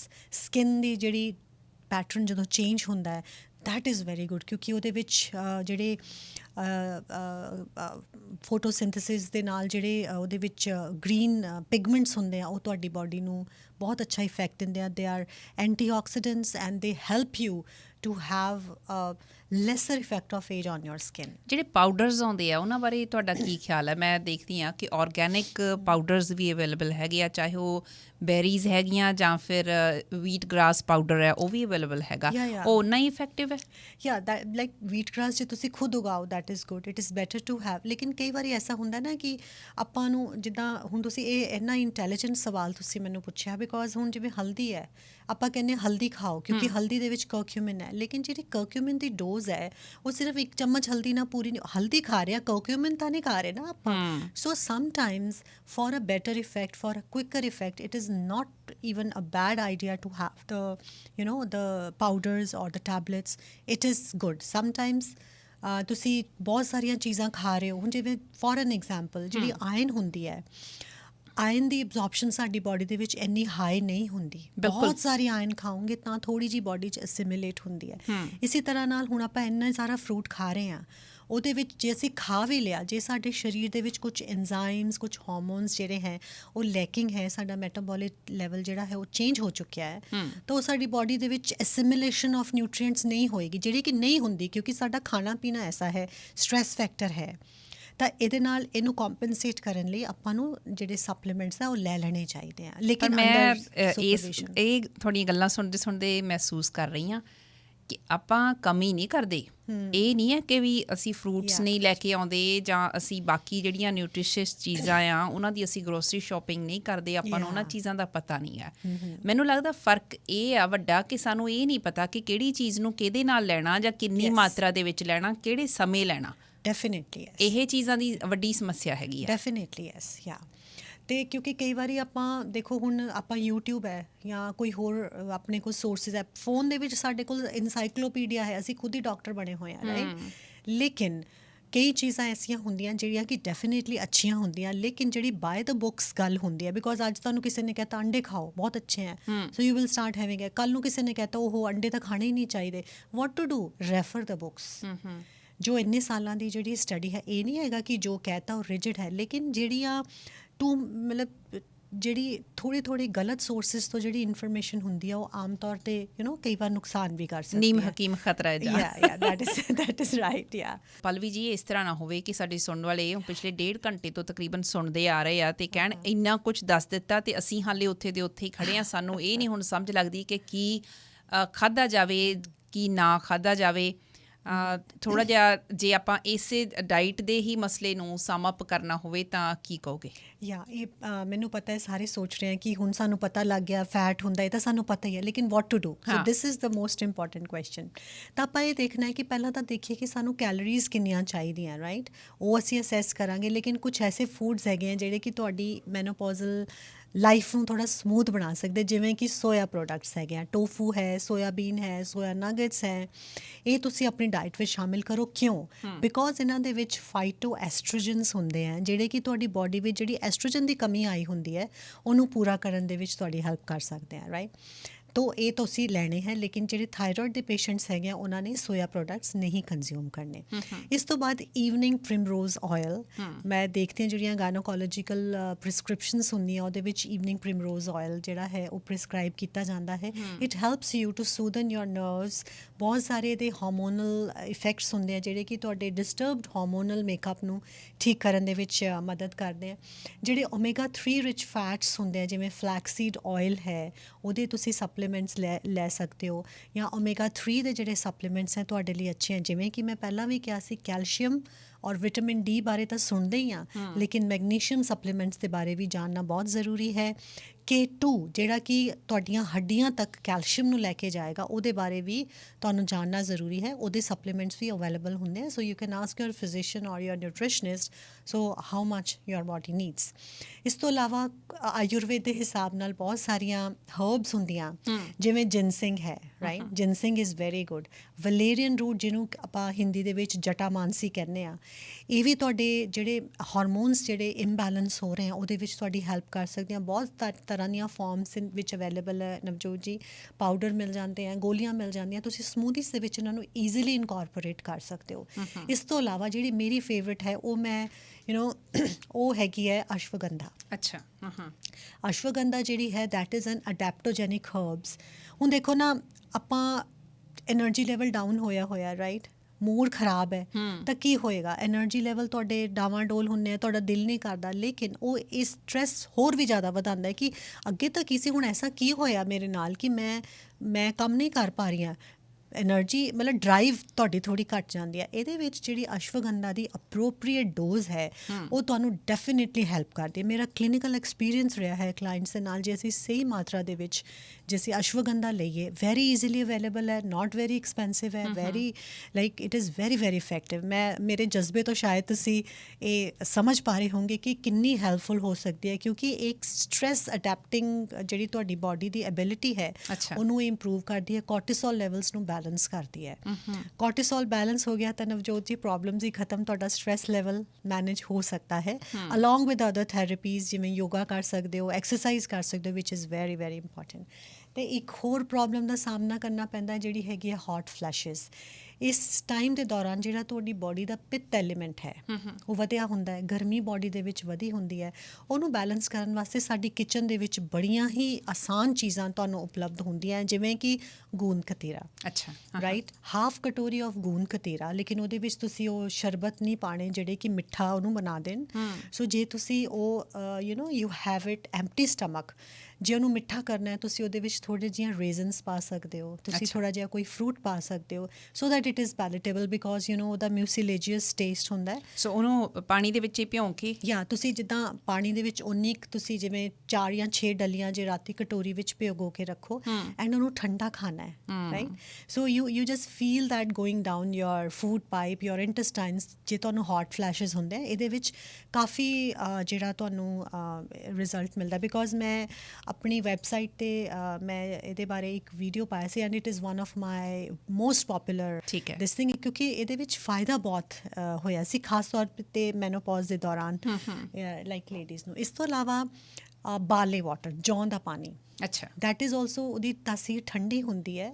So you can have barley water. ਜਿੱਦਾਂ ਸਾਬਤ ਜੌਂ, ਕਿਹੜੇ ਜੌਂ ਲੈਣੇ ਆ ਜਿਹੜੇ ਕਿ ਜਿਨ੍ਹਾਂ ਉੱਤੇ ਹਸਕ ਹੁੰਦੀ ਹੈ, ਜਿਹੜੇ ਛਿਲਕੇ ਵਾਲੇ ਹੁੰਦੇ ਆ, so you have to soak them overnight, right. ਅਤੇ ਉਹਨੂੰ ਤੁਸੀਂ ਸਵੇਰੇ ਉੱਠ ਕੇ ਉਹਨੂੰ ਉਬਾਲਣਾ ਨਹੀਂ ਹੈ, ਗਰਮ ਨਹੀਂ ਕਰਨਾ, ਜਸਟ ਵਾਰਮ ਕਰਨਾ ਹੈ ਉਹਨੂੰ, ਔਰ ਉਹਨੂੰ ਛਾਣ ਕੇ ਤੁਸੀਂ ਪਾਣੀ ਪੀਓ ਖਾਲੀ ਪੇਟ, ਦੈਟ ਇਜ਼ ਵੈਰੀ ਗੁੱਡ। ਸਿਰਫ ਪਾਣੀ ਪੀਣਾ ਉਹਦਾ, ਓਨਲੀ ਵਾਟਰ, ਜਾਂ ਅਤੇ ਜੌਂ ਨੂੰ ਤੁਸੀਂ ਨੈਕਸਟ ਡੇ ਜਦੋਂ ਤੁਸੀਂ ਕੰਜ਼ਿਊਮ ਕਰਨੇ ਆ, ਸੋ ਆਲਵੇਜ਼ ਉਹਨੂੰ ਕੱਚ ਦੇ ਕੰਟੇਨਰ ਦੇ ਵਿੱਚ ਹੀ ਉਹਨੂੰ ਸੋਕ ਕਰਨਾ ਹੈ, that is very good for like ਜਿਹੜੇ ਤੁਹਾਨੂੰ ਹੌਟ ਫਲੈਸ਼ਿਸ ਹੁੰਦੇ ਆ ਜਾਂ ਸਰੀਰ 'ਚੋਂ ਗਰਮੀ ਨਿਕਲਦੀ ਹੈ, ਉਹਨੂੰ ਤੁਸੀਂ ਕੰਸਿਸਟੈਂਟ ਲਓ, ਬਿਕੋਜ਼ ਇਹ ਨੈਚੁਰਲ ਚੀਜ਼ਾਂ ਹੈਗੀਆਂ, ਇਹਦਾ ਕੋਈ ਵੀ ਸਾਈਡ ਇਫੈਕਟ ਨਹੀਂ ਹੁੰਦਾ। ਹੁਣ ਆਪਾਂ ਇਹ ਵੀ ਦੇਖਣਾ ਹੈ ਕਿ ਆਪਾਂ ਆਪਣੇ ਟ੍ਰਿਗਰਸ ਨੂੰ ਪਹਿਚਾਨੀਏ। ਹੁਣ ਮੈਨੂੰ ਇਹ ਵੀ ਦੇਖਿਆ ਮੈਂ ਆਪਣੀ ਪ੍ਰੈਕਟਿਸ ਦੇ ਵਿੱਚ ਕਿ ਬਹੁਤ ਸਾਰੀਆਂ ਵਿਮਨ ਨੂੰ ਮਾਈਗ੍ਰੇਨਸ ਦੇ ਜਿਹੜੇ ਅਟੈਕ ਹੈ they are very very common. ਇਸ ਚੀਜ਼ ਨੂੰ ਮੈਂ ਜ਼ਰੂਰ ਲਿਆਉਣਾ ਚਾਹੁੰਦੀ ਸੀਗੀ ਕਿ ਮਾਈਗ੍ਰੇਨਸ ਦੇ ਟ੍ਰਿਗਰਸ ਨੂੰ ਤੁਸੀਂ ਪਹਿਚਾਨੋ। ਹੁਣ ਜਿੱਦਾਂ ਜੇ ਕਿਸੇ ਨੂੰ ਮਾਈਗ੍ਰੇਨ ਹੈ, ਸੋ ਤੁਸੀਂ ਜੇ ਟੈਂਪਰੇਚਰ ਡਿਫਰੈਂਸ ਜਾਂਦੇ ਹੋ, ਤੁਸੀਂ ਇੱਕਦਮ ਗੱਡੀ 'ਚੋਂ ਉਤਰੇ, ਗੱਡੀ ਤੁਹਾਡੀ ਗਰਮ ਹੈ, and when you come out it's so cold, and when you go inside your house it's warm. So ਇਹ 3 ਤਰ੍ਹਾਂ ਦੀਆਂ ਜਿਹੜੀਆਂ ਚੇਂਜਸ ਤੁਹਾਡੀ ਬਾਡੀ ਵਿੱਚ ਆਈਆਂ, ਉਹਦੇ ਨਾਲ ਤੁਹਾਡਾ ਮਾਈਗ੍ਰੇਨ ਟ੍ਰਿਗਰ ਹੋ ਸਕਦਾ ਹੈ। ਕਈਆਂ ਨੂੰ ਡਾਇਰੈਕਟ ਸਨ ਤੋਂ ਹੁੰਦਾ ਹੈ, ਕਿਸੇ ਨੂੰ ਲਾਈਟ ਤੋਂ ਹੁੰਦਾ ਹੈ, ਕਿਸੇ ਨੂੰ ਕਹਿੰਦੇ ਰਾਜਮਾਂਹ ਛੋਲੇ ਮਾਂਹ ਖਾਦੇ ਉਹਦੇ ਨਾਲ ਮਾਈਗ੍ਰੇਨ, ਕਿਉਂਕਿ ਗੈਸ ਬਣੀ ਉਹਦੇ ਨਾਲ ਸਾਡਾ ਮਾਈਗ੍ਰੇਨ ਟ੍ਰਿਗਰ ਹੋ ਗਿਆ। ਤੁਸੀਂ ਟ੍ਰਿਗਰਸ ਦੀ ਗੱਲ ਕਰ ਰਹੇ ਸੀ, ਖਾਸ ਕਰਕੇ ਗੱਲ ਕੀਤੀ ਸੀ ਕਿ ਕਈ ਔਰਤਾਂ ਜਿਹੜੀਆਂ ਉਹ ਐਕਸਪੀਰੀਅੰਸ ਕਰਦੀਆਂ ਮਾਈਗ੍ਰੇਨਸ, ਹੈ ਨਾ। ਯਾ ਸੋ ਜਿਵੇਂ ਕਿ ਮੈਂ ਗੱਲ ਕੀਤੀ ਕਿ ਹਰ ਦੇ ਅਲੱਗ ਟ੍ਰਿਗਰਸ ਹੁੰਦੇ ਆ, ਰਾਈਟ। ਕੁਛ ਲੋਕਾਂ ਨੂੰ ਹਾਈ ਪ੍ਰੋਟੀਨ ਫੂਡ ਦੇ ਨਾਲ ਹੋ ਜਾਂਦਾ। ਹੁਣ ਜਿੱਦਾਂ ਤੁਸੀਂ ਕਈਆਂ ਨੂੰ ਨੀਂਦ ਨਾ ਪੂਰੀ ਹੋਵੇ ਤਾਂ ਕਹਿੰਦੇ ਨਾ ਸਿਰ ਦੁਖਦਾ, ਫਿਰ ਉਹਦੇ ਨਾਲ ਮਾਈਗ੍ਰੇਨ ਹੁੰਦੀ ਹੈ, ਫਿਰ ਕਾਫੀ ਪ੍ਰੋਬਲਮਸ ਦਾ ਸਾਹਮਣਾ ਕਰਨਾ ਪੈਂਦਾ ਹੈ। ਸੋ ਜਿਹੜੇ ਟ੍ਰਿਗਰਸ ਹੈਗੇ ਆ ਹਰ ਇਨਸਾਨ ਦੇ ਅਲੱਗ ਹੈਗੇ ਆ। ਸੋ ਤੁਹਾਨੂੰ ਆਈਡੈਂਟੀਫਾਈ ਕਰਨਾ, ਕਈਆਂ ਨੂੰ ਬਹੁਤ ਜ਼ਿਆਦਾ ਮਿਰਚ ਵਾਲਾ ਖਾਣਾ ਪਸੰਦ ਹੈ, ਬੜੀ ਖੁਸ਼ੀ ਹੁੰਦੀ ਉਹਨਾਂ ਨੂੰ ਖਾ ਕੇ, ਲੇਕਿਨ ਉਸ ਤੋਂ ਬਾਅਦ specially if they are like fond of Mexican food, ਉਹਦੇ ਵਿੱਚ ਜਿਹੜੀਆਂ ਕੁਛ ਤਰ੍ਹਾਂ ਦੀਆਂ ਪੈਪਰਸ ਹੁੰਦੀਆਂ ਜਿਹੜੀਆਂ ਕਿ ਤੁਹਾਡੇ ਸਕਿਨ ਦੇ ਉੱਤੇ ਹੋਰ ਵੀ ਜ਼ਿਆਦਾ ਰੈਡਨੈਸ ਐਂਡ ਆਲ ਲੈ ਕੇ ਆ ਜਾਂਦੀਆਂ। So all these things are very very subjective, ਜਿਹਦੇ ਬਾਰੇ ਤੁਹਾਨੂੰ ਹਮੇਸ਼ਾ ਧਿਆਨ ਰੱਖਣਾ ਹੈ ਕਿ ਤੁਹਾਡਾ ਟ੍ਰਿਗਰ ਕੀ ਹੈ, ਕਿਉਂਕਿ ਮਾਈਗ੍ਰੇਨ ਹੋਣਾ ਵੀ ਇਸ ਇੱਕ ਉਮਰ ਦਾ ਇੱਕ ਬਹੁਤ ਅਟੁੱਟ ਅੰਗ ਹੈਗਾ। ਅੱਛਾ, ਇੱਕ ਮੈਂ ਹੋਰ ਗੱਲ ਤੁਹਾਡੇ ਕੋਲ ਜਾਣਨਾ ਚਾਹੁੰਦੀ ਹਾਂ ਕਿ ਇੱਕ ਆਪਾਂ ਗੱਲ ਕੀਤੀ ਆ ਕਿ ਕੰਬੀਨੇਸ਼ਨ ਆਫ ਫੂਡਸ ਦੀ, ਇੱਕ 2 ਗੱਲਾਂ ਹੋਰ ਮੈਂ ਦੇਖੀਆਂ ਕਿ ਕਈ ਵਾਰ ਔਰਤਾਂ ਨੂੰ ਇਸ ਚੀਜ਼ ਦਾ ਪਤਾ ਹੀ ਨਹੀਂ ਲੱਗਦਾ ਕਿ ਅਸੀਂ ਇਸ ਸਟੇਜ 'ਚ ਐਂਟਰ ਕਰ ਗਏ ਹਾਂ। ਜਨਰਲੀ ਜਿਹੜੇ ਆਪਾਂ ਸਿੰਪਟਮਸ ਆ ਉਹਨਾਂ ਬਾਰੇ ਨਹੀਂ ਗੱਲ ਕੀਤੀ ਕਿ ਸਿੰਪਟਮਸ ਕੀ ਆ, ਜਿਨ੍ਹਾਂ ਨੂੰ ਹੁਣ ਆਈਡੀਆ ਹੀ ਨਹੀਂ ਆ। ਜਿਵੇਂ ਹੁਣ ਇਹ ਜਿਹੜੀ ਆਮ ਕਰਕੇ ਮੰਨੀ ਜਾਂਦੀ ਹੈ ਕਿ ਇਸ ਏਜ ਦੇ ਵਿੱਚ ਪੋਸੀਬਲੀ ਸ਼ੁਰੂ ਹੁੰਦਾ, ਹੋ ਸਕਦਾ ਪਹਿਲਾਂ ਹੀ ਸ਼ੁਰੂ ਹੋ ਜਾਵੇ। ਆਫ ਕੋਰਸ ਦੇਖੋ, ਜਦੋਂ ਤੁਹਾਡੇ ਸਾਈਕਲਸ ਜਿਹੜੇ ਹੈਗੇ ਉਹ ਰੈਗੂਲਰ ਆਉਂਦੇ ਸੀ, ਇਰੈਗੂਲਰ ਹੋ ਜਾਣ, ਸੋ ਇਟ ਮੀਨਸ ਕਿ ਤੁਹਾਨੂੰ ਯੂ ਆਰ ਇਨਟੂ ਦ ਮੈਨੋਪੌਜ਼। ਜੇ ਤੁਹਾਡੀ ਬਲੀਡਿੰਗ ਦੇ ਵਿੱਚ ਜਿਹੜਾ ਫਲੋ ਹੈ ਉਹ ਜ਼ਿਆਦਾ ਜਾਂ ਘੱਟ ਹੋ ਜਾਏ, it means that you might be in the menopausal stage. So ਜਦੋਂ ਵੀ ਤੁਹਾਡੇ ਮੈਂਸਟਰਲ ਬਿਹੇਵੀਅਰ ਦੇ ਵਿੱਚ ਕੋਈ ਚੇਂਜਸ ਆਉਂਦੇ ਆ ਜਾਂ 2-2 3-3 ਮਹੀਨੇ ਸਾਈਕਲਸ ਨਹੀਂ ਆਉਂਦੇ, ਉਸ ਤੋਂ ਬਾਅਦ ਆਉਣੇ ਸ਼ੁਰੂ ਹੋ ਜਾਂਦੇ ਆ, ਰਾਈਟ, ਤਾਂ ਥੋੜ੍ਹੇ ਜਿਹੇ ਰਹਿੰਦੇ। ਸੋ if there is any alteration specially after the age of 40 ਔਰ 42, ਦੈਨ ਅੱਜ ਕੱਲ੍ਹ ਜਲਦੀ ਮੈਨੋਪੌਜ਼ ਹੋ ਜਾਂਦਾ, ਦੈਨ ਯੂ ਮਸਟ ਥਿੰਕ ਕਿ ਹੋ ਸਕਦਾ ਹੈ ਕਿ ਮੈਨੂੰ ਮੈਨੋਪੌਜ਼ ਹੋਵੇ, and that is the time when you should C your gynaecologist.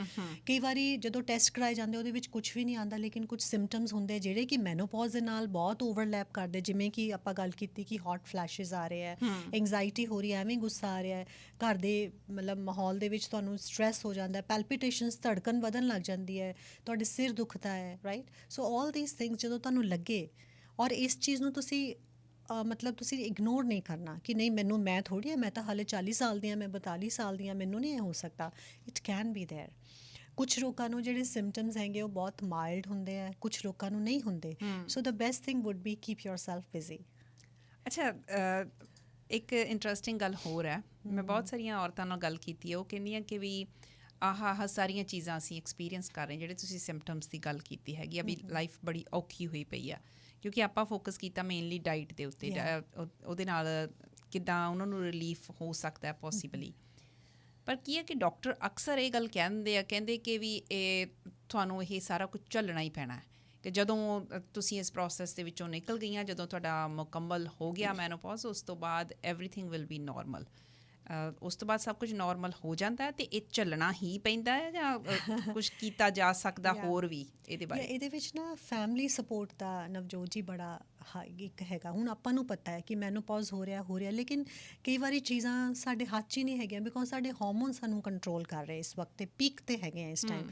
ਲੇਕਿਨ ਮੈਂ ਜਿਹੜੇ ਵੀ ਸਾਡੇ ਭਰਾ, ਜਿਹੜੇ ਮੇਲਸ, ਹਸਬੈਂਡਸ ਐਂਡ ਐਵਰੀਬਡੀ, ਬੱਚੇ ਵੀ ਈਵਨ ਸੁਣ ਰਹੇ ਇਸ ਪ੍ਰੋਗਰਾਮ ਨੂੰ ਜਾਂ ਦੇਖ ਰਹੇ ਹੈ, ਮੈਂ ਉਹਨਾਂ ਨੂੰ ਰਿਕੁਐਸਟ ਕਰਨਾ ਚਾਹਾਂਗੀ ਕਿ ਤੁਸੀਂ ਇਸ ਚੀਜ਼ ਨੂੰ ਰਿਸਪੈਕਟ ਦਿਓ। ਤੁਹਾਡੀ ਮਾਂ ਨੇ, ਤੁਹਾਡੀ ਸਿਸਟਰ ਨੇ, ਐਵਰੀਬਡੀ, ਸਾਰੀ ਜ਼ਿੰਦਗੀ ਉਹਨਾਂ ਨੇ ਤੁਹਾਡੇ ਡਾਇਪਰਸ ਵੀ ਚੇਂਜ ਕੀਤੇ ਹੈ, ਤੁਹਾਨੂੰ ਸਕੂਲੋਂ ਛੱਡ ਕੇ ਵੀ ਆਉਣਾ ਹੈ, ਤੁਹਾਨੂੰ ਲੈ ਕੇ ਵੀ ਆਉਣਾ, ਤੁਹਾਡਾ ਖਾਣਾ ਬਣਾਇਆ। ਸੋ ਇਹ ਹੁਣ ਉਹ ਟਾਈਮ ਆਇਆ ਕਿ ਤੁਸੀਂ ਪੇ ਬੈਕ ਕਰਨਾ ਹੈ। B patient. ਜੇ ਇੱਕ ਬੰਦਾ ਘਰ ਦੇ ਵਿੱਚ ਇਹ ਸਾਰੇ ਟਰਮੋਇਲ ਨੂੰ ਆਪਣੇ ਉੱਤੇ ਲੈ ਕੇ ਜਾ ਰਿਹਾ ਹੈ, ਸੋ ਹੋ ਸਕਦਾ ਹੈ ਕਿ ਜੇ ਉਹਦਾ ਇਮੋਸ਼ਨਲ ਆਊਟਪੁੱਟ ਨਾ ਹੋਵੇ ਤਾਂ ਉਹਨੂੰ ਬਿਮਾਰੀਆਂ ਵੀ ਲੱਗ ਸਕਦੀਆਂ, ਰਾਈਟ। ਜਿਹਦਾ ਆਊਟਕਮ ਉਹਦੀ ਪਰਸਨਲ ਲਾਈਫ 'ਤੇ ਤਾਂ ਹੈ ਹੀ ਹੈ, ਲੇਕਿਨ ਉਹਦੀ ਜਿਹੜੀ ਹੈਲਥ ਹੈ ਉਹਦੇ 'ਤੇ ਵੀ ਪਏਗਾ, ਉਹਦਾ ਇੰਪੈਕਟ ਕੀ ਹੋਏਗਾ ਸਾਰੀ ਫੈਮਿਲੀ 'ਤੇ। ਸੋ ਮੇਰੀ ਜਿੰਨੇ ਵੀ ਲਿਸਨਰਸ ਇਸ ਪ੍ਰੋਗਰਾਮ ਨੂੰ ਸੁਣ ਰਹੇ, ਮੇਰੀ ਤੁਹਾਨੂੰ ਰਿਕੁਐਸਟ ਹੈ ਕਿ respect this stage and respect the woman in menopause, because ਇਹ ਵਕਤ ਜਿਹੜਾ ਹੈ, ਇਹ ਜਦੋਂ ਇਹ ਨਿਕਲ ਹੀ ਜਾਣਾ ਹੈ, ਸਾਲ 2 ਸਾਲ 3 ਸਾਲ 2.5 ਸਾਲ ਵੱਧ ਤੋਂ ਵੱਧ ਇਹਨੂੰ ਲੱਗਣਗੇ, ਲੇਕਿਨ ਜਦੋਂ ਇਹਦੇ ਵਿੱਚ ਜਿਹੜਾ ਇਰਰਿਵਰਸੀਬਲ ਡੈਮੇਜ ਇੱਕ ਵੂਮਨ ਨੂੰ ਹੋ ਜਾਏਗਾ, ਮੈਂਟਲ, ਜਿੱਦਾਂ ਮੈਮਰੀ ਦੀ ਪ੍ਰੋਬਲਮ ਆਉਣ ਲੱਗ ਜਾਂਦੀ ਹੈ, ਤਾਂ ਤੁਸੀਂ ਕਹੋ ਮੰਮੀ ਤੁਸੀਂ ਮੇਰੀ ਫਲਾਣੀ ਚੀਜ਼ ਨਹੀਂ ਦਿੱਤੀ, ਇਹ ਨਹੀਂ ਕੀਤਾ, ਹਸਬੈਂਡ ਕਹੇਗਾ ਮੇਰੇ ਆਹ ਚੀਜ਼ ਨਹੀਂ ਮਿਲ ਰਹੀ, ਕਿਉਂਕਿ ਤੁਹਾਨੂੰ ਯਾਦ ਨਹੀਂ ਰਿਹਾ, ਲੇਕਿਨ ਤੁਸੀਂ ਜਾਣ ਕੇ ਨਹੀਂ ਕੀਤਾ। ਤਾਂ ਇਸ ਕਰਕੇ ਫੈਮਿਲੀ ਦਾ ਇਸ ਟਾਈਮ 'ਤੇ ਸਪੋਰਟ ਕਰਨਾ ਬਹੁਤ ਜ਼ਰੂਰੀ ਹੈ। ਇਹਦੇ ਬਗੈਰ a woman should be having a very hard time. ਤਾਂ ਇਸ ਕਰਕੇ ਬੱਚਿਆਂ ਨੂੰ, ਜਿਹੜੇ ਵੀ ਫੈਮਿਲੀ ਦੇ ਮੈਂਬਰਸ ਹੈ, ਈਵਨ ਸਾਸੂ ਮਾਂ ਹੈ, ਮੋਮ ਹੈ, ਚਾਚੀ ਜੀ, ਜੋ ਵੀ ਨਾਲ ਜੁਆਇੰਟ ਫੈਮਿਲੀ ਰਹਿ ਰਹੇ ਹੈ, you should respect the woman in menopause, ਕਿਉਂਕਿ ਉਸ ਔਰਤ ਨੇ, ਉਹ ਤੁਹਾਡੇ ਪਰਿਵਾਰ ਦਾ ਇੱਕ ਥੰਬ ਹੈ, ਉਹਨੇ ਤੁਹਾਡੇ ਪਰਿਵਾਰ ਨੂੰ ਖੜਾ ਕੀਤਾ ਹੈ, ਸਾਰੀ ਜ਼ਿੰਦਗੀ ਉਹਨੇ ਆਪਣੀਆਂ ਹੱਡੀਆਂ ਘਸਾ ਦਿੱਤੀਆਂ, ਅਸੀਂ ਪੰਜਾਬੀ 'ਚ ਜਿਵੇਂ ਕਹਿੰਦੇ ਹਾਂ, ਤੁਹਾਡੀ ਸੇਵਾ ਕਰਨ ਦੇ ਵਿੱਚ। It is the time to pay back. ਪਰ ਇਹਦੇ ਵਿੱਚ ਪਲਵੀ ਜੀ, ਜਿਵੇਂ ਮੈਂ ਸ਼ੁਰੂ ਤੋਂ ਹੀ ਗੱਲ ਕੀਤੀ, ਮੈਂ 3-4 ਵਾਰ ਜ਼ਿਕਰ ਕੀਤਾ, ਸਾਡੀ ਕਮਿਊਨਿਟੀ ਦੇ ਵਿੱਚ ਇਹ ਗੱਲ ਕੀਤੀ ਵੀ ਨਹੀਂ ਜਾਂਦੀ, ਇਹ ਗੱਲ ਕੀਤੀ ਨਹੀਂ ਜਾਂਦੀ। ਈਵਨ ਫੈਮਿਲੀ ਦੇ ਵਿੱਚ ਵੀ ਵੱਧ ਤੋਂ ਵੱਧ ਤੁਹਾਡੇ ਪਾਰਟਨਰ ਨੂੰ ਪਤਾ ਹੋਊਗਾ ਕਿ ਤੁਸੀਂ ਕਿਸ ਚੀਜ਼ 'ਚੋਂ ਗੁਜ਼ਰ ਰਹੇ ਹੋ, ਪਰ ਬਾਕੀ ਇਹ ਦੇਖਣਗੇ ਕਿ ਵੀ ਇਹ ਚਿੜਚਿੜੀ ਹੋ ਗਈ, ਇਹ ਆ ਨਹੀਂ ਕਰ ਰਹੀ, ਪਰ ਇਹ ਗੱਲ ਖੁੱਲ੍ਹ ਕੇ ਕੀਤੀ ਨਹੀਂ ਜਾਏਗੀ, ਨਾ ਕੋਈ ਗੱਲ ਮੇਰੇ ਖਿਆਲ ਸ਼ਾਇਦ ਅੱਗੋਂ ਕੋਈ ਸੁਣਨ ਲਈ ਵੀ ਤਿਆਰ ਨਹੀਂ ਹੋਊਗਾ। ਇਹ ਸਾਡੀ ਕਮਿਊਨਿਟੀ ਦੇ ਵਿੱਚ ਹੀ ਜ਼ਿਆਦਾ ਇਹ ਸਮੱਸਿਆ ਹੈ ਕਿ ਅਸੀਂ ਇਹੋ ਜਿਹੇ ਇਸ਼ੂਜ਼ ਦੇ ਉੱਤੇ ਗੱਲ ਨਹੀਂ ਕਰਦੇ। ਪਰ ਮੈਨੂੰ ਲੱਗਦਾ ਹੈ ਕਿ ਔਰਤਾਂ ਨੂੰ ਵੀ ਚੇਂਜ ਹੋਣ ਦੀ ਜ਼ਰੂਰਤ ਹੈ, ਉਹਨਾਂ ਨੂੰ ਥੋੜ੍ਹਾ ਪਰਸਪੈਕਟਿਵ ਆਪਣਾ ਚੇਂਜ ਕਰਨਾ ਪਊਗਾ। ਜੇ ਉਹ ਸਮਝਦੀਆਂ ਹੈ ਕਿ ਵੀ ਸਾਨੂੰ ਕੋਈ ਸਮਝੇ, ਅਸੀਂ ਕਿਸ ਚੀਜ਼ 'ਚੋਂ ਗੁਜ਼ਰ ਰਹੀਆਂ, ਜਦ ਤੱਕ ਉਹਨਾਂ ਨੇ ਗੱਲ ਹੀ ਸ਼ੇਅਰ ਨਹੀਂ ਕੀਤੀ ਤਾਂ ਕੌਣ ਸਮਝੂਗਾ, ਬਿਲਕੁਲ, ਕੌਣ ਇਹ ਇਨੀਸ਼ੀਏਟਿਵ ਲਏਗਾ। ਤੁਸੀਂ ਪਹਿਲਾਂ ਕਾਉਂਸਲਿੰਗ ਦੀ ਵੀ ਗੱਲ ਕੀਤੀ ਸੀ, ਸਾਡੀ ਕਮਿਊਨਿਟੀ ਦੇ ਵਿੱਚ ਕਾਉਂਸਲਿੰਗ ਦਾ ਬਹੁਤਾ ਰਿਵਾਜ ਨਹੀਂ ਹੈਗਾ। ਜਾਂ ਉਹ ਸੋਚਦੇ ਆ ਕਿ ਕਾਉਂਸਲਿੰਗ ਦਾ ਮਤਲਬ ਹੈ ਕਿ ਇਹਦੇ ਦਿਮਾਗ ਵਿੱਚ ਕੋਈ ਨੁਕਸ ਹੈ ਤਾਂ ਕਰਕੇ ਇਹ ਬਟ ਕਾਫੀ ਹੱਦ ਤੱਕ ਚੇਂਜ ਹੋ ਗਿਆ। ਉਹਨੂੰ ਆਪਾਂ ਟੈਬੂ ਸਮਝਦੇ ਆ ਨਾ ਉਸ ਚੀਜ਼ ਨੂੰ। Yes that's a taboo in our society. ਲੇਕਿਨ ਮੈਨੂੰ ਲੱਗਦਾ ਕਿ ਹੁਣ ਚੇਂਜ ਹੋ ਰਹੀ ਹੈ। ਚਲੋ ਆਪਾਂ ਆਪਸ 'ਚ ਗੱਲ, ਜੇ ਹੁਣ ਤੁਹਾਡੇ ਮਦਰ ਇਨ ਲਾਅ ਹੈ ਜਾਂ ਕੋਈ ਤੁਹਾਡੇ ਸੀਨੀਅਰ ਮੈਂਬਰ ਹੈ ਘਰ ਦੇ ਵਿੱਚ, ਤੁਸੀਂ ਉਹਨਾਂ ਦੇ ਨਾਲ ਗੱਲ ਨਹੀਂ ਕਰਨੀ, ਲੇਕਿਨ ਉਹਨਾਂ ਨੂੰ ਸਮਝਣਾ ਚਾਹੀਦਾ ਹੈ ਕਿ ਮੈਂ ਵੀ ਇਸ ਚੀਜ਼ 'ਚੋਂ ਨਿਕਲੀ ਹਾਂ। Don't talk, it's okay. ਜ਼ਰੂਰੀ ਨਹੀਂ ਹੈ, ਕਿਉਂਕਿ ਕਈ ਰਿਲੇਸ਼ਨਸ ਹੁੰਦੇ ਜਿਹਦੇ ਵਿੱਚ ਤੁਸੀਂ ਨਹੀਂ ਗੱਲ ਕਰ ਸਕਦੇ, ਲੇਕਿਨ ਦੇ ਸ਼ੁੱਡ ਟਰਾਈ ਟੂ ਅੰਡਰਸਟੈਂਡ ਕਿ what is this woman going through and this is the time van ਕਿ ਮੇਰੀ ਲੋੜ ਹੈਗੀ ਆ। ਉਹ ਜਿਹੜੇ ਮਤਲਬ ਫੈਮਿਲੀ ਇਸ਼ੂਜ਼ ਨੂੰ ਛੱਡ ਕੇ ਇੱਕ ਟਰਾਈ ਟੂ ਇਗਨੋਰ ਕਿ ਕੋਈ ਚੀਜ਼ਾਂ ਨਹੀਂ ਵੀ ਤੁਹਾਡਾ, ਤੁਸੀਂ ਹੁਣ ਤੁਹਾਡੇ ਐਨਰਜੀ ਲੈਵਲ ਕੰਮ ਨਹੀਂ ਕਰ ਰਹੇ, ਤੁਸੀਂ ਲੇਟੇ ਹੋ, it's okay, it is going to be over. ਜੇ ਆਪਾਂ ਉਸ ਦਾ ਇੱਕ ਬਹੁਤ ਵੱਡਾ ਇਸ਼ੂ ਬਣਾ ਲਾਂਗੇ ਕਿ ਹਾਂ ਇਹ ਹੋ ਰਿਹਾ ਹੈ, then it might be like a bigger problem in the family later on, ਜਿਹੜੀਆਂ ਕਿ ਕਈ ਚੀਜ਼ਾਂ ਫਿਰ ਹੱਥੋਂ ਨਿਕਲ ਜਾਂਦੀਆਂ, they don't come back। ਜਦੋਂ ਔਰਤ ਪ੍ਰੈਗਨੈਂਟ ਹੁੰਦੀ ਹੈ ਨਾ, ਉਦੋਂ ਕਿੰਨੀ ਦੇਖਭਾਲ ਉਹਦੀ ਕੀਤੀ ਜਾਂਦੀ ਹੈ। ਯਾ ਬਿਲਕੁਲ ਹੈ ਨਾ। ਉਸ ਟਾਈਮ ਕਿੱਦਾਂ ਟੱਬਰ ਦੇ ਵਿੱਚ ਸਾਰੀ ਖੁਸ਼ੀ ਮਨਾਉਂਦੇ ਆ, ਸਾਰੇ ਇਸ ਗੱਲ ਨੂੰ ਬੜਾ ਖੁਸ਼ੀ ਦੇ ਨਾਲ ਸ਼ੇਅਰ ਕਰਦੇ ਆ। ਔਰਤ ਦੀ ਟੇਕ ਕੇਅਰ ਵੀ ਕੀਤੀ ਜਾਂਦੀ ਹੈ। ਪਰ ਇੱਥੇ ਥੋੜ੍ਹਾ ਜਿਹਾ ਡਿਫਰੈਂਟ ਹੈ। ਬਹੁਤ ਸਾਰੀਆਂ ਇਕੱਲੀਆਂ ਔਰਤਾਂ ਨੇ ਜਿਨ੍ਹਾਂ ਨੇ ਇਹ ਸਾਰਾ ਕੁਝ ਆਪਣੇ ਉੱਤੇ ਹੰਢਾਇਆ, ਕਿਉਂਕਿ ਤੁਸੀਂ ਸਟਰੈਸ ਦੀ ਗੱਲ ਕੀਤੀ ਹੈ ਕਿ ਕੈਨੇਡਾ ਦੇ ਵਿੱਚ ਜ਼ਿਆਦਾ ਲੋਕ ਸਟਰੈਸਡ ਮਹਿਸੂਸ ਕਰਦੇ ਆ। ਉਹ ਇੱਦਾਂ ਦੀ ਖਬਰ ਹੁੰਦੀ ਜਿਹੜੀ ਖੁੱਲ੍ਹ ਕੇ ਦੱਸੀ ਜਾਂਦੀ ਹੈ ਅਤੇ ਇਸ ਕਰਕੇ ਸ਼ੇਅਰ ਵੀ ਕੀਤੀ ਜਾਂਦੀ ਹੈ। ਉਹ ਜਦੋਂ ਦੁੱਖ ਦੇ ਵਿੱਚ ਹੈ, ਜਦੋਂ ਤਕਲੀਫ ਦੇ ਵਿੱਚ ਆ, ਉਸ ਵੇਲੇ ਸ਼ਾਇਦ ਉਹ ਔਰਤ ਇਕੱਲੀ ਮਹਿਸੂਸ ਕਰਦੀ ਹੈ। ਇਹ ਵੀ ਇੱਕ ਚੀਜ਼ ਹੈਗੀ ਹੈ, ਕਿਉਂਕਿ ਇਹ ਸ਼ੇਅਰ ਕਰਾਂ ਤੇ ਵੀ ਮੈਂ ਕੀ ਸ਼ੇਅਰ ਕਰਾਂ। ਇਹ ਚੀਜ਼ ਸ਼ੇਅਰ ਕਰੀਏ, it is not a small thing. ਕਿਉਂਕਿ ਜ਼ਿੰਦਗੀ ਦਾ ਪਰ ਇਹ ਚੇਂਜ, ਇਹ ਵੀ ਓਨੀ ਹੀ ਵੱਡੀ ਚੇਂਜ ਹੈ। ਓਨੀ ਵੱਡੀ ਚੇਂਜ ਹੈ ਜਦੋਂ ਇੱਕ ਔਰਤ ਮਾਂ ਬਣਨ ਜਾ ਰਹੀ ਹੈ ਨਾ। ਉਹੋ ਜਿਹੀ ਹੀ ਇੱਕ ਤਬਦੀਲੀ ਹੈ ਜੇ ਆਪਾਂ ਇਹਨੂੰ ਦੂਸਰੇ ਤਰੀਕੇ ਦੇ ਨਾਲ ਸਮਝਣ ਦੀ ਕੋਸ਼ਿਸ਼ ਕਰੀਏ। ਇੱਕ ਕਾਫੀ ਦੇਰ ਦਾ ਮੇਰੇ ਮਨ ਦੇ ਵਿੱਚ ਸਵਾਲ ਅਟਕਿਆ ਹੋਇਆ, ਸ਼ਾਇਦ ਸਾਡੇ ਔਰਤਾਂ ਦੇ ਲਈ, ਬਾਕੀ ਜਿਹੜੇ ਸੁਣਨ ਵਾਲੇ ਉਹਨਾਂ ਦੇ ਲਈ ਵੀ ਇਹ ਬਹੁਤ ਵਧੀਆ ਜਵਾਬ ਤੁਹਾਡਾ ਹੋ ਸਕਦਾ ਹੈ ਕਿ ਜਿਸ ਵੇਲੇ ਆਪਾਂ ਸਪਲੀਮੈਂਟਸ ਲੈ ਰਹੇ ਹਾਂ, ਸਪਲੀਮੈਂਟਸ ਦਾ ਵੀ ਕੰਬੀਨੇਸ਼ਨ, ਹੁਣ ਜੇ ਮੈਂ ਘਰ ਦੇ ਵਿੱਚ 5 ਤਰ੍ਹਾਂ ਦੇ 7 ਤਰ੍ਹਾਂ ਦੇ ਸਪਲੀਮੈਂਟਸ ਰੱਖੇ ਹੋਏ ਆ, ਉਹ ਮੈਂ 5-7 ਕੱਢ ਕੇ ਇੱਕੋ ਟਾਈਮ ਤੇ ਸਾਰੇ ਲੈ ਲੈਂਦੀ ਹਾਂ। Is that right? No, it is absolutely wrong. ਮਤਲਬ ਕਿ ਕੁਝ ਟਾਈਮਿੰਗਸ ਹੁੰਦੇ ਆ ਕਿ ਦੇਖੋ ਕੁਝ ਸਪਲੀਮੈਂਟਸ ਹੁੰਦੇ ਆ ਜਿਹੜੇ ਕਿਹਦੇ ਨਾਲ ਲਏ ਜਾ ਸਕਦੇ। ਜੇ ਹੁਣ ਮੈਂ ਕੈਲਸ਼ੀਅਮ ਤੇ ਚੱਕ ਕੇ ਆਇਰਨ ਇਕੱਠੇ ਖਾ ਲਏ, that is not a good combination। ਪਰ ਮੈਨੂੰ ਤਾਂ ਇਹ ਲੱਗਾ ਕਿ ਮੈਂ ਖਾ ਲਿਆ ਸਾਰਾ ਕੁਝ। ਮਤਲਬ ਆਪਾਂ ਕੰਮ ਖਤਮ ਕਰਦੇ ਹਾਂ ਨਾ। ਤੁਸੀਂ ਥੋੜਾ ਜਿਹਾ ਇਹ ਦੱਸੋ ਕਿ ਵੀ ਕਿਹਦੇ ਨਾਲ ਕਿਹੜਾ ਚੱਲਦਾ। ਆਪਾਂ ਨੂੰ ਜਿੱਦਾਂ ਹੁਣ ਆਪਾਂ ਕੈਲਸ਼ੀਅਮ ਔਰ ਆਇਰਨ ਦੀ ਸਪਲੀਮੈਂਟਸ ਦੀ ਗੱਲ ਕੀਤੀ ਹੈ, ਉਹਨਾਂ ਨੂੰ ਇਕੱਠੇ ਕਦੇ ਵੀ ਨਹੀਂ ਲੈਣਾ ਚਾਹੀਦਾ, right, because it is not good. And ਜਦੋਂ ਵੀ ਤੁਸੀਂ ਆਇਰਨ ਦੇ ਸਪਲੀਮੈਂਟ ਲੈਣੇ ਆ, ਉਹਦੇ ਬਾਅਦ ਤੁਸੀਂ ਚਾਹ ਜਾਂ ਕੌਫੀ ਨਹੀਂ ਪੀਣੀ। ਵਾਈ? ਬਿਕੋਜ਼ ਉਹਦੇ ਨਾਲ ਜਿਹੜੀ ਐਬਜ਼ੋਰਬਿਲਿਟੀ ਆਫ ਆਇਰਨ ਹੁੰਦੀ ਆ ਬਾਡੀ ਦੇ ਵਿੱਚ, ਉਹ ਜਿਹੜੀ ਆ ਉਹ ਘੱਟ। ਚਾਹ ਦੇ ਵਿੱਚ ਟੈਨਿਨਸ ਹੁੰਦੇ ਆ, ਰਾਈਟ। ਉਹਦੇ ਨਾਲ ਕੀ ਹੁੰਦਾ ਹੈ ਕਿ ਤੁਹਾਡੀ ਐਬਜ਼ੋਰਬਿਲਿਟੀ ਜਿਹੜੀ ਹੈ ਉਹ ਘੱਟ ਜਾਂਦੀ ਹੈ, ਅਤੇ ਆਇਰਨ ਖਾ ਵੀ ਰਹੇ ਹੋ ਲੇਕਿਨ ਉਹ ਤੁਹਾਨੂੰ ਬਹੁਤਾ ਫਾਇਦਾ ਨਹੀਂ ਦੇਗਾ। ਕੈਲਸ਼ੀਅਮ ਦੇ ਸਪਲੀਮੈਂਟਸ ਜਿਹੜੇ ਔਰ ਵਿਟਾਮਿਨ ਡੀ ਦੇ ਸਪਲੀਮੈਂਟਸ, ਉਹ ਤੁਸੀਂ ਕੰਬਾਈਨ ਕਰ ਸਕਦੇ ਹੋ। ਔਰ ਉਹਦਾ ਜਿਹੜਾ ਲੈਣ ਦਾ ਟਾਈਮ ਹੁੰਦਾ ਉਹ ਮਿਡ ਮਾਰਨਿੰਗ ਹੁੰਦਾ ਹੈ, ਰਾਈਟ। ਅਤੇ ਉਹਦੇ ਬਾਅਦ ਤੁਹਾਡੀ ਬਾਡੀ ਦੀ ਜਿਹੜੀ ਐਕਟੀਵਿਟੀ ਹੈ ਉਹ it should be there so that ਜਿਹੜੀ ਅਸਿਮੀਲੇਸ਼ਨ ਹੈਗੀ ਆ ਉਹ ਬੈਟਰ ਹੋ ਜਾਏ। ਔਰ ਕੋਸ਼ਿਸ਼ ਕਰਨੀ ਚਾਹੀਦੀ ਕਿ ਜਦੋਂ ਸਨਸ਼ਾਈਨ ਹੋਵੇ ਉਦੋਂ ਹੀ ਤੁਸੀਂ ਵਿਟਾਮਿਨ ਡੀ ਦੇ ਸਪਲੀਮੈਂਟਸ ਲਓ। ਦੇਰ ਆਰ ਸਰਟਨ ਅਦਰ ਸਪਲੀਮੈਂਟਸ ਜਿਹੜੇ ਕਿ ਜਿਨ੍ਹਾਂ ਦੀ ਟਾਈਮਿੰਗਸ ਜਿਹੜੀ ਹੈ ਉਹ ਕਾਫੀ ਹੱਦ ਤੱਕ ਨਿਰਭਰ ਕਰਦੀ ਹੈ। If you are on some kind of drugs, ਜੇ ਤੁਸੀਂ ਬਲੱਡ ਥਿਨਰ ਲੈ ਰਹੇ ਹੋ ਜਾਂ ਤੁਸੀਂ ਕੋਲੈਸਟਰੋਲ ਦੀ ਦਵਾਈ ਲੈ ਰਹੇ ਹੋ, ਉਹਦੇ ਵਿੱਚ ਉਹਨਾਂ ਦੇ ਜਿਹੜੇ ਟਾਈਮਿੰਗਸ ਆ ਉਹ ਅਸੀਂ ਫਿਰ ਦੱਸਦੇ ਹਾਂ। ਲੇਕਿਨ ਜੇ ਮਲਟੀਵਾਈਟਾਮਿਨ ਦੀ ਆਪਾਂ ਜਰਨਲਾਈਜ਼ ਮਲਟੀਵਾਈਟਾਮਿਨ ਜਿਹੜੇ ਵੂਮਨ ਹੈਲਥ ਲਈ ਹੁੰਦੇ ਆ, ਜੇ ਆਪਾਂ ਉਹਦੀ ਗੱਲ ਕਰੀਏ, it the best time is to have it after your breakfast, ਤਾਂ ਕਿ ਸਾਰਾ ਦਿਨ ਤੁਹਾਡੇ ਅੰਦਰ ਐਨਰਜੀ ਰਹੇ। ਲੇਕਿਨ ਜੇ ਭੁੱਲ ਵੀ ਗਏ ਹੋ then you can have it later as well. So there is ਲੇਕਿਨ ਕੈਲਸ਼ੀਅਮ ਔਰ ਆਇਰਨ ਦੇ ਸਪਲੀਮੈਂਟਸ ਇਕੱਠੇ ਨਹੀਂ ਲੈਣੇ ਚਾਹੀਦੇ। And multivitamin is preferably have it after food. ਔਰ ਕੋਈ ਵੀ ਸਪਲੀਮੈਂਟ ਲੈਣ ਤੋਂ ਬਾਅਦ ਚਾਹ coffee at least half an hour to 1 hour you shouldn't be having any tea or coffee. So ਇਹ ਸਾਡਾ ਭੁਲੇਖਾ ਵੀ ਹੋ ਸਕਦਾ ਕਿ ਜੇ 5-7 ਜਿਹੜੇ ਸਪਲੀਮੈਂਟਸ ਆ ਅਸੀਂ ਇਕੱਠੇ ਹੀ ਲੈ ਲਏ ਆ ਤੇ ਉਹ ਠੀਕ ਹੈ। ਉਹਨਾਂ ਦੇ ਲਈ ਵੱਖਰੇ ਵੱਖਰੇ ਟਾਈਮ ਰੱਖ ਲਏ ਜਾਣ। ਤੁਸੀਂ ਮਲਟੀਵਾਈਟਾਮਿਨ ਦੀ ਗੱਲ ਕੀਤੀ ਆ, ਹੁਣ ਬਹੁਤ ਸਾਰੇ ਮਾਰਕੀਟ ਦੇ ਵਿੱਚ ਇਹੋ ਜਿਹੇ ਔਰਤਾਂ ਦੇ ਲਈ ਮਲਟੀਵਾਈਟਾਮਿਨ ਅਵੇਲੇਬਲ ਹੈਗੇ ਆ ਕਿ 40 ਸਾਲ ਤੋਂ ਬਾਅਦ ਲੈਣੇ ਆ, 50 ਸਾਲ ਤੋਂ 60 ਸਾਲ ਤੋਂ ਬਾਅਦ। ਤੇ ਜਦੋਂ ਉਹ ਸੋਚਦੀਆਂ ਕਿ ਅਸੀਂ ਮਲਟੀਵਾਈਟਾਮਿਨ ਲੈ ਰਹੇ, ਸਾਨੂੰ ਬਾਕੀ ਵਾਈਟਾਮਿਨਸ ਦੀ ਵੱਖਰੇ ਦੀ ਲੋੜ ਨਹੀਂ ਹੈਗੀ, ਇਹਦੇ ਬਾਰੇ ਵੀ ਦੱਸੋ। ਇਹ ਦੇਖੋ ਕਈ ਵਾਰੀ ਹੁਣ ਆਪਾਂ ਜਿਹੜੇ ਮਲਟੀਵਾਈਟਾਮਿਨ ਆ ਉਹਦੇ ਵਿੱਚ ਕੈਲਸ਼ੀਅਮ ਵੀ ਹੁੰਦਾ ਹੈ, ਰਾਈਟ। ਉਹਦੇ ਵਿੱਚ ਬਹੁਤ ਸਾਰੀਆਂ ਜਿੱਦਾਂ ਸੀਨੀਅਰ ਵੂਮਨਸ ਲਈ ਬਾਇਓਟਿਨ, ਕੋਲੇਜਨ ਵਾਲੇ ਵੀ ਮਲਟੀਵਾਈਟਾਮਿਨਸ ਹੁੰਦੇ ਆ, ਲੇਕਿਨ ਹਰ ਏਜ ਦੇ ਵਿੱਚ ਜਿਹੜੀ ਰਿਕੁਆਇਰਮੈਂਟ ਆਫ ਕੈਲਸ਼ੀਅਮ ਹੈ ਉਹ ਡਿਫਰੈਂਟ ਹੈ।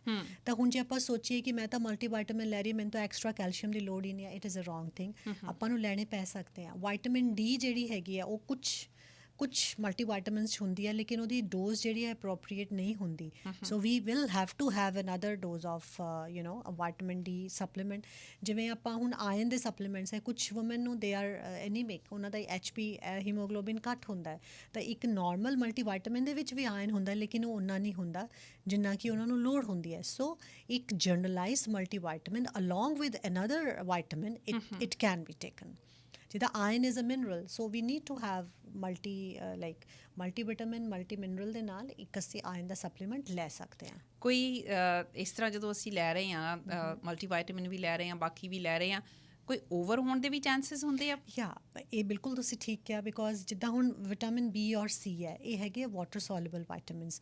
ਮੋਸਟਲੀ ਜੇ ਥੋੜ੍ਹੇ ਜਿਹੇ ਅਸੀਂ ਇਹਨੂੰ ਐਕਸਟਰਾ ਵੀ ਲੈਂਦੇ ਹਾਂ, ਬਿਕੋਜ਼ ਇਹ ਸਾਡੇ ਯੂਰਿਨ ਦੇ ਥਰੂ ਨਿਕਲ ਜਾਂਦੇ, because they are water soluble. ਲੇਕਿਨ ਜਿਹੜਾ ਵਾਈਟਾਮਿਨ A, D, E ਔਰ K ਹੈ, ਦੇ ਆਰ ਫੈਟ ਸੋਲੂਬਲ ਵਾਈਟਾਮਿਨਸ। ਇਹਨਾਂ ਦੀ ਜੇ ਟੌਕਸਿਸਿਟੀ ਬਾਡੀ 'ਚ ਹੋਵੇ, that can be wrong, right. ਉਹ ਆਪਾਂ ਨਹੀਂ ਅਫੋਰਡ ਕਰ ਸਕਦੇ। ਲੇਕਿਨ ਜੇ ਵਾਈਟਾਮਿਨ ਬੀ ਔਰ ਸੀ ਬਾਡੀ ਜਿਹੜੀ ਹੈ ਉਹ ਲੈਂਦੀ ਹੈ, ਬਾਕੀ ਤਾਂ ਉਹ ਐਕਸਕ੍ਰੀਟ ਕਰ ਦਿੰਦੀ ਹੈ। So those vitamins we can afford, but ਜਿਹੜੇ ਇਹ ਫੈਟ ਸੋਲੂਬਲ ਵਾਈਟਾਮਿਨਸ ਹੈਗੇ ਆ, ਇਹ ਆਪਾਂ ਐਕਸੈਸ 'ਚ ਸਾਨੂੰ ਲੈਣੇ ਨਹੀਂ ਚਾਹੀਦੇ। ਬਹੁਤ ਵਧੀਆ ਜਾਣਕਾਰੀ ਦਿੱਤੀ, ਬਹੁਤ ਚੰਗਾ ਲੱਗਾ ਤੁਹਾਡੇ ਨਾਲ ਗੱਲਾਂ ਬਾਤਾਂ ਕਰਕੇ। ਜੇ ਕੋਈ ਗੱਲ ਇਹੋ ਜਿਹੀ ਜਿਹੜੀ ਮੈਨੂੰ ਲੱਗਦਾ ਕਿ ਮੈਂ ਨਾ ਪੁੱਛ ਸਕੀ ਹੋਵਾਂ, ਅਤੇ ਤੁਸੀਂ ਖਾਸ ਕਰਕੇ ਸਾਡੀਆਂ ਔਰਤਾਂ, ਬੀਬੀਆਂ, ਭੈਣਾਂ ਨੂੰ ਕਹਿਣਾ ਚਾਹੁੰਦੇ ਹੋ ਤਾਂ ਜ਼ਰੂਰ ਕਹੋ। ਇੱਕ ਨਵਜੋਤ ਜੀ ਸਾਡੇ ਕਹਿੰਦੇ ਆ ਕਿ ਜੇ ਦਿਲ ਨਾ ਖੋਲਾਂਗੇ ਯਾਰਾਂ ਨਾਲ, ਤਾਂ ਫਿਰ ਡਾਕਟਰ ਖੋਲਾਂਗੇ ਹਜ਼ਾਰਾਂ ਨਾਲ। Exactly. I don't remember that, but ਇਹ ਬੜਾ ਸਿਗਨੀਫਿਕੈਂਟ ਹੈ ਟਾਕ। ਹਾਂ, ਹੁਣ ਆਪਾਂ ਐਸੇ ਜ਼ਮਾਨੇ 'ਚ ਹੈਗੇ ਆ, ਹੁਣ ਇਹ ਨਹੀਂ ਕਿ ਜੇ ਸਾਡੇ ਸਾਈਕਲਸ ਆਏ ਕਿ ਸਾਡੇ ਬੇਟੇ ਨੂੰ ਜਾਂ ਸਾਡੇ ਘਰ ਦੇ ਵਿੱਚ ਜਿਹੜੇ ਮੇਲਸ ਹੈਗੇ ਉਹਨਾਂ ਨੂੰ ਪਤਾ ਨਹੀਂ ਹੈ, ਲੇਕਿਨ how you tell them gracefully, they should know, they should respect when you are on your cycles ਜਾਂ ਈਵਨ ਮੈਨੋਪੌਜ਼ਲ ਏਜ ਦੇ ਵਿੱਚ। So respect for the women that you have to demand sometimes ਕਿ ਹਾਂ ਮੇਰੀ ਇਹ problem ਹੈ ਤਾਂ ਹੈ। ਜਦ ਤੱਕ ਤੁਸੀਂ ਮਾਈਲਡ ਤੁਸੀਂ ਦੁੱਖ ਦੇ ਸਾਗਰ 'ਚ ਡੁੱਬੇ ਰਹੋਗੇ and you don't speak out, sometimes you have to speak out ਕਿ ਮੈਨੂੰ ਇਹ ਪ੍ਰੋਬਲਮ ਹੈ ਤਾਂ ਹੈ। So this is a thing, sometimes you have to be assertive, ਲੇਕਿਨ ਪਿਆਰ ਦੇ ਨਾਲ ਆਪਣੀ ਫੈਮਿਲੀ 'ਚ ਤੁਸੀਂ ਡਿਸਕਸ ਕਰੋ। ਆਪਣੇ ਹੀ ਹੈ, we are not talking to people, right? So it is very very important ਕਿ ਆਪਣਾ ਦਿਲ ਖੋਲੋ, ਮੈਡੀਟੇਟ ਕਰੋ, ਉਹ ਚੀਜ਼ ਕਰੋ ਜਿਹੜੀ ਕਿ ਤੁਹਾਨੂੰ ਖੁਸ਼ੀ ਦਿੰਦੀ, ਚਾਹੇ ਉਹ ਮਿਊਜ਼ਿਕ ਹੈ, ਚਾਹੇ ਉਹ ਡਾਂਸ ਹੈ, ਚਾਹੇ ਸਹੇਲੀਆਂ ਦੇ ਨਾਲ ਫੋਨ ਕਰਕੇ ਚੁਗਲੀਆਂ ਕਰਨਾ, whatever gives you happiness. So that is the most important thing. ਤੁਸੀਂ ਪਾਠ ਕਰ ਸਕਦੇ ਹੋ, ਤੁਸੀਂ all that stuff which gives you internal happiness, ਜਿਹੜੀ ਕਿ ਤੁਸੀਂ ਕਦੇ ਵੀ ਨਹੀਂ ਸੀ। ਤੁਸੀਂ TV ਦੇਖੋ, ਕੋਈ ਵੀ ਸ਼ੋ ਤੁਹਾਨੂੰ ਪਸੰਦ ਹੈ, ਸਾਸ ਬਹੂ ਸ਼ੋ, ਈਵਨ ਕੋਈ ਟੈਲੈਂਟ ਸ਼ੋ ਹੈ, whatever gives you happiness, that should be there. ਅੱਜ ਦੇ ਇਸ ਪ੍ਰੋਗਰਾਮ ਦੇ ਵਿੱਚ ਪਲਵੀ ਜੱਸਲ ਹੋਣਾ ਦੇ ਨਾਲ ਇੰਨੀ ਹੀ ਗੱਲਬਾਤ। ਮੈਂ ਉਮੀਦ ਕਰਦੀ ਹਾਂ ਕਿ ਗੱਲਾਂ ਪਸੰਦ ਆਈਆਂ ਹੋਣਗੀਆਂ। ਇਸ ਪ੍ਰੋਗਰਾਮ ਨੂੰ ਜਲਦੀ ਅਸੀਂ ਆਪਣੇ YouTube ਚੈਨਲ ਦੇ ਉੱਤੇ ਪਾਵਾਂਗੇ। 1-2 ਦਿਨਾਂ ਦੇ ਵਿੱਚ ਤੁਹਾਨੂੰ ਇਹ ਪ੍ਰੋਗਰਾਮ ਅਵੇਲੇਬਲ ਹੋਏਗਾ। ਪਲਵੀ ਜੀ, ਜੇ ਸਾਡੇ ਸੁਣਨ ਵਾਲੇ ਕਿਤੇ ਤੁਹਾਡੇ ਨਾਲ ਕੰਟੈਕਟ ਕਰਨਾ ਚਾਹੁੰਦੇ ਆ ਤਾਂ ਕੋਈ ਆਪਣਾ ਈਮੇਲ ਦੇ ਦਿਓ। ਸਾਡਾ ਈਮੇਲ ਹੈਗਾ livelifemore@gmail.com, ਔਰ ਸਾਡੀ ਵੈਬਸਾਈਟ ਹੈ livelifemore.ca ਅਤੇ livelifemore.com, ਐਂਡ ਮੇਰੇ ਨਾਮ 'ਤੇ ਫੇਸਬੁੱਕ ਪੇਜ ਵੀ ਹੈ, so people can contact us through that. Thank you so much. Thank you so much Navjot ji. ਅੱਜ ਇਸ ਪ੍ਰੋਗਰਾਮ ਦੇ ਵਿੱਚ ਇੰਨੀਆਂ ਹੀ ਗੱਲਾਂ ਬਾਤਾਂ।